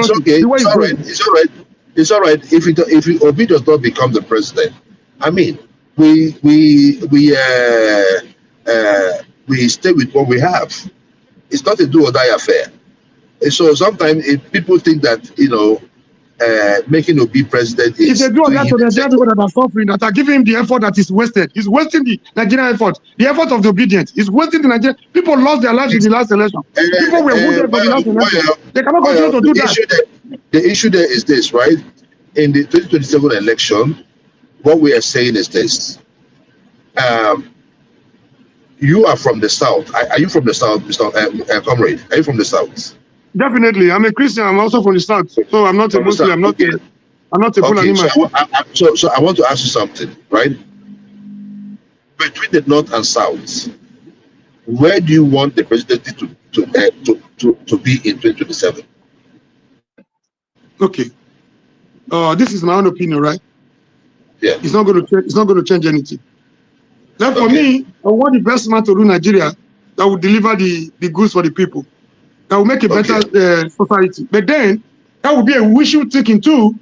If I fail to recognize Nigeria, the multi-ethnic nature of Nigeria as it is today, I will be naive. I will be delusional to want to tell you, oh, the best man can come from anywhere.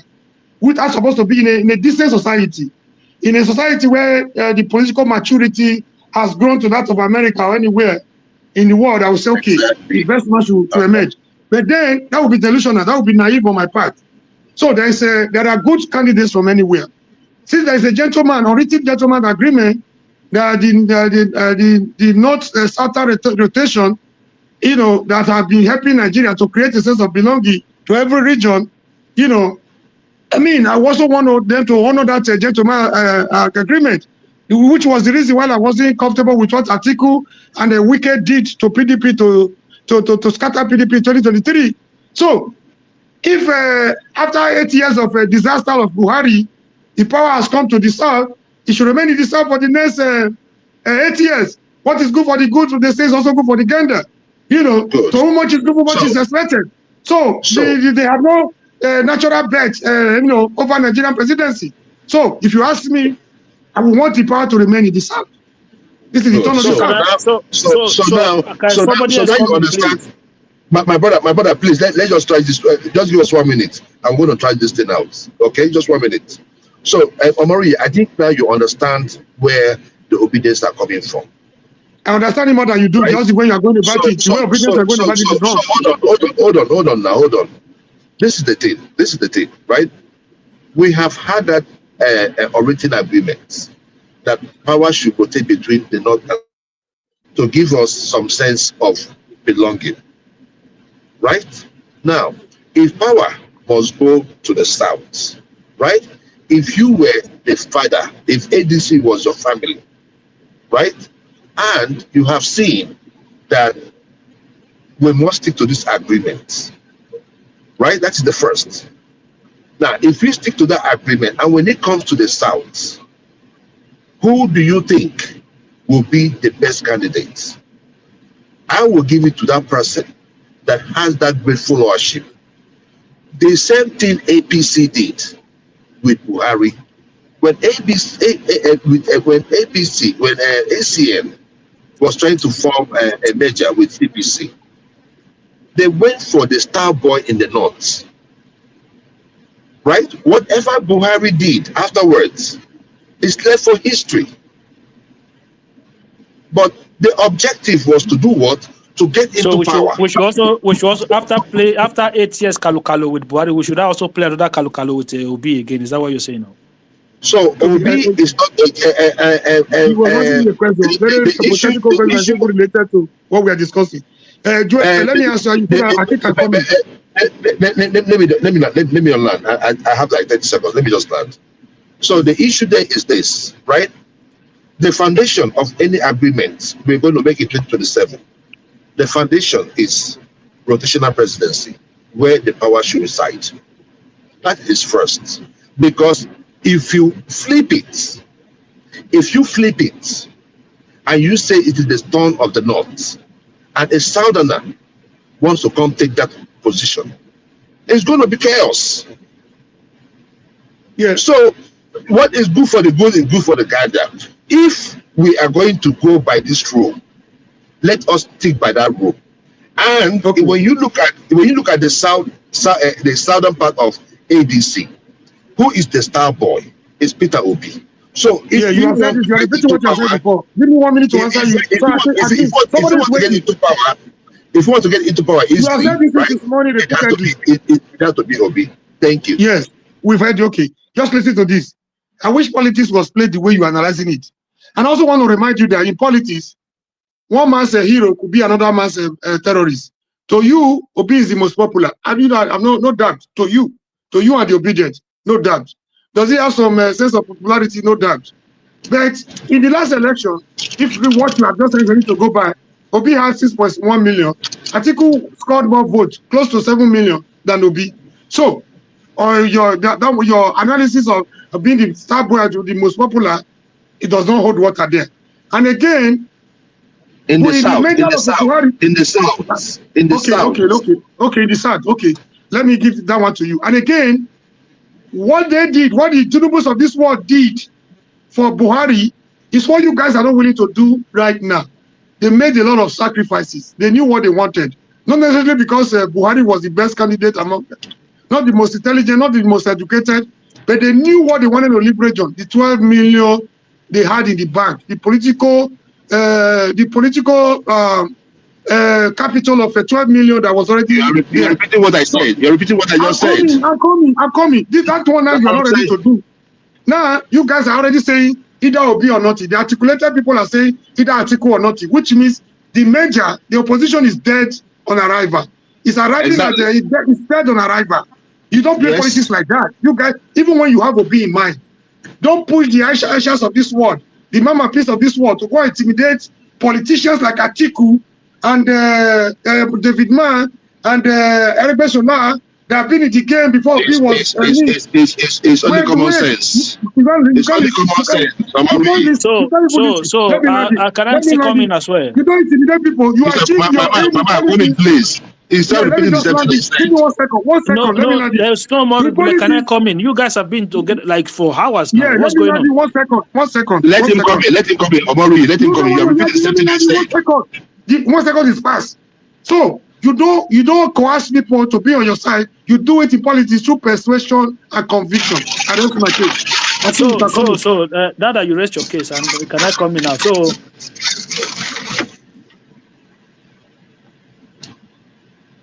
I start one after the other. So for me personally, going into that 2023 election, I think Obi was one of the worst candidates among the major political candidates. That was me personally. I don't see him as somebody who has any political ideology. I don't see him as anybody who has any policies, ideas. So I never saw him as somebody. It's more like a governance person, somebody who will come in and just govern based on what is on ground without any form of positions taken as a person. So for me, I didn't like that, and I don't think because I could tell what Atiku stood for, and I could tell what Tinubu stood for when it comes to policies and the direction of policy implementation. So Did you read the manifesto? I know it's not about the manifesto. It's about I'm talking about long-standing governance history from Atiku, from Tinubu, and from Obi. Obi was the governor for 8 years, so I didn't need to read a manifesto that somebody who is supposed to be a capitalist-minded person, but went to run under a socialist political party, which is the Labour Party. So that manifesto for me there was no need for it.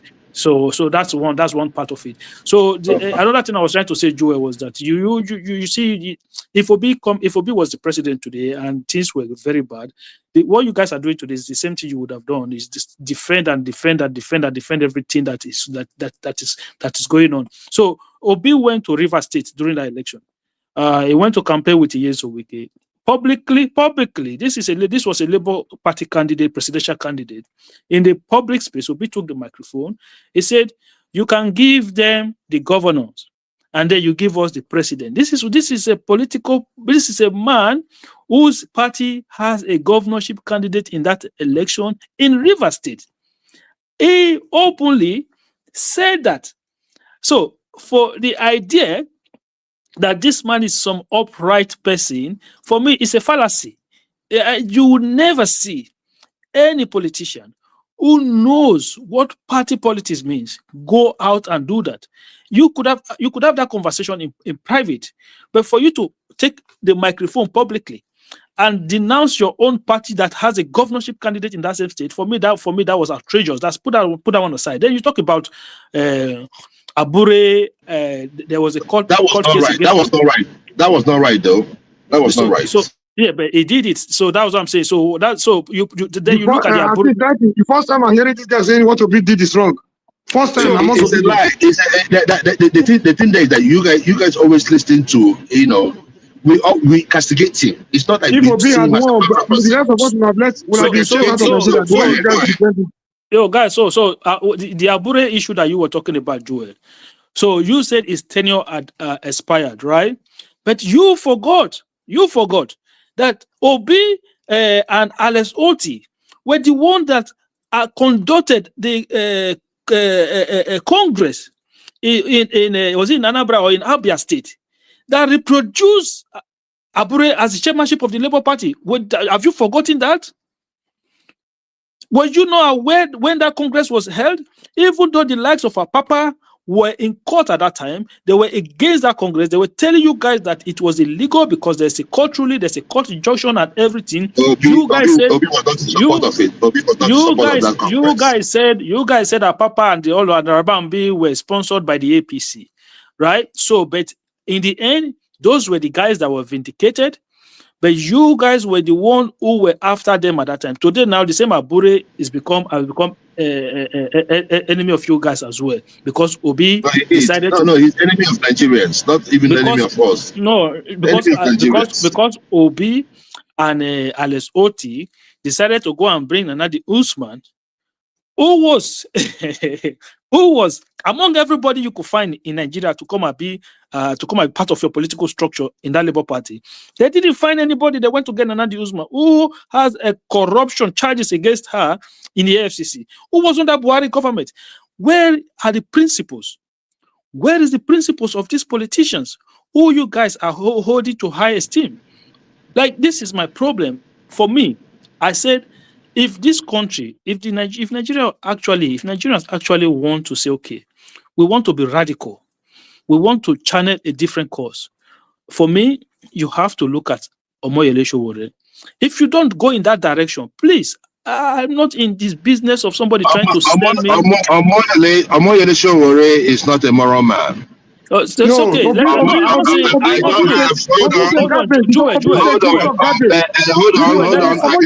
Let me finish now.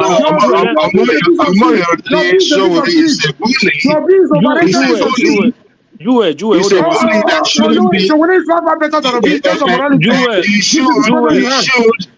he should contest for the local government chairman. He should contest the local government chairman or a councillor. Let us see what he can do and is in a position. Someone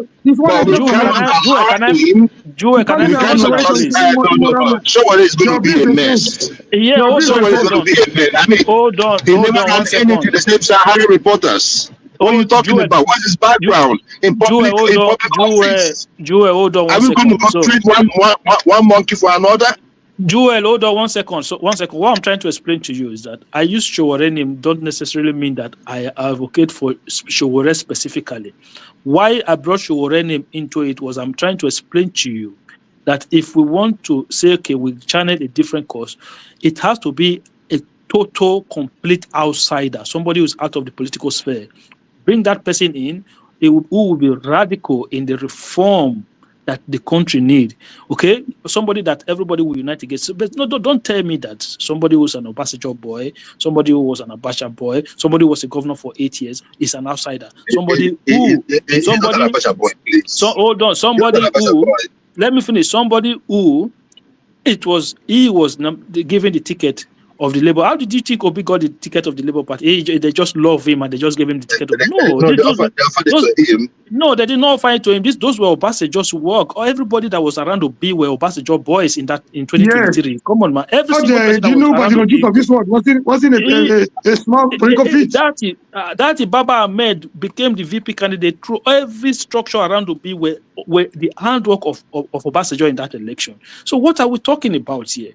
We're talking about the same system. Obasanjo is not a bad one.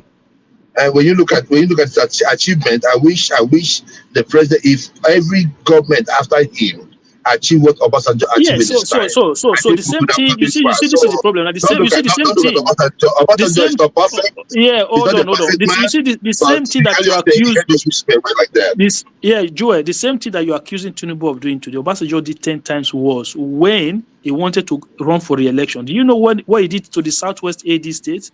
Do you know how he got rid of every single government? You cannot be using the excuse of... It was a do-or-die affair. He said it was a do-or-die affair. You cannot be... No, it was Buhari that said do-or-die, not Obasanjo. So, listen, you know this... Obasanjo has done his bit. Leave Obasanjo alone.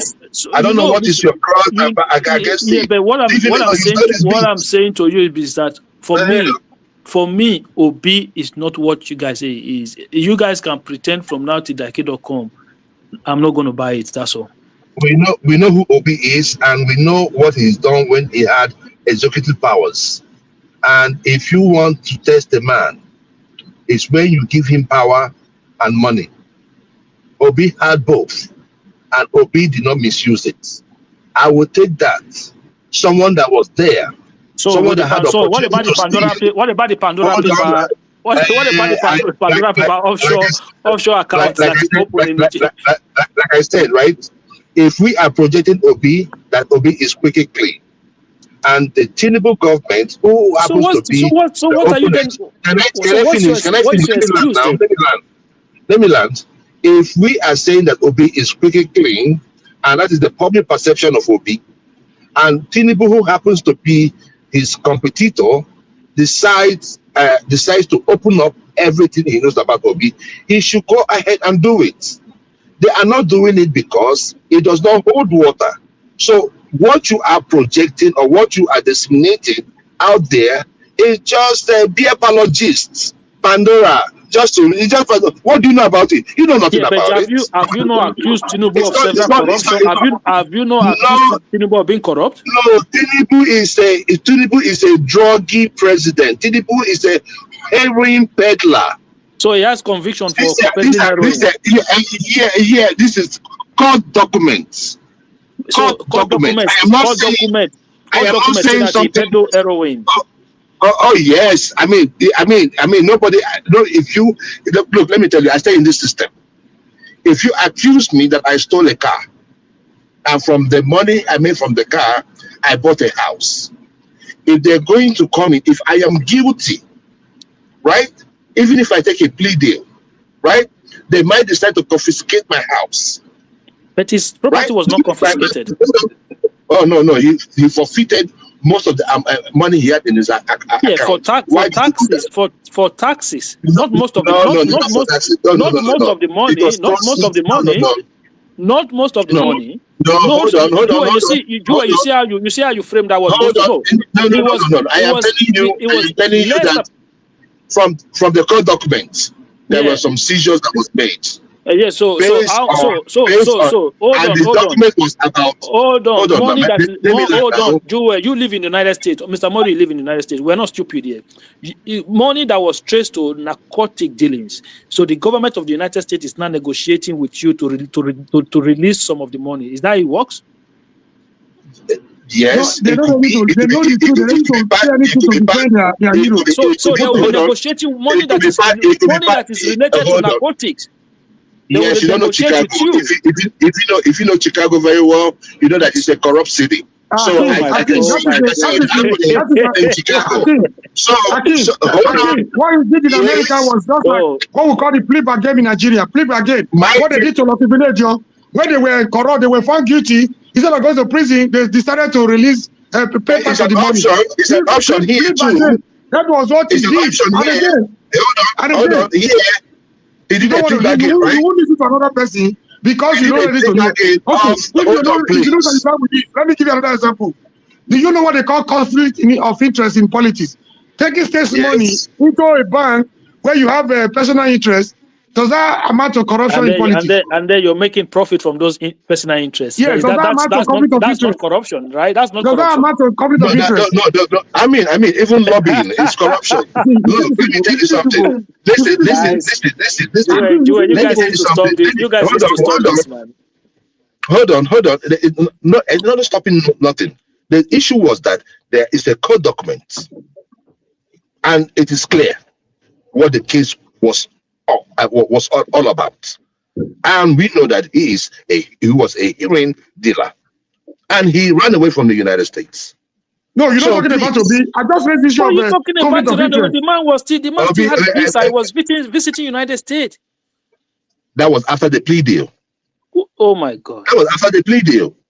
So you cannot confuse us. And apart from that, his education qualification, especially his primary and secondary school, was questionable.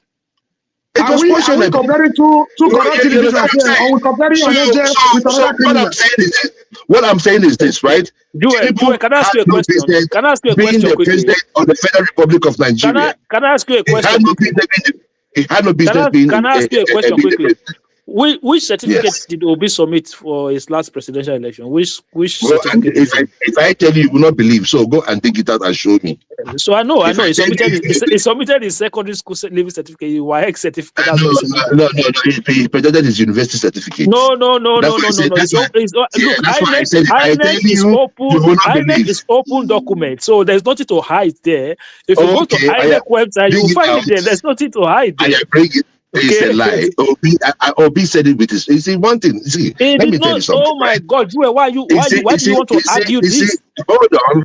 Let me tell you something. See, Mr. Morris, please. If you have it, because I don't have the second phone, I would have googled it. Hold on, please. Can I say something?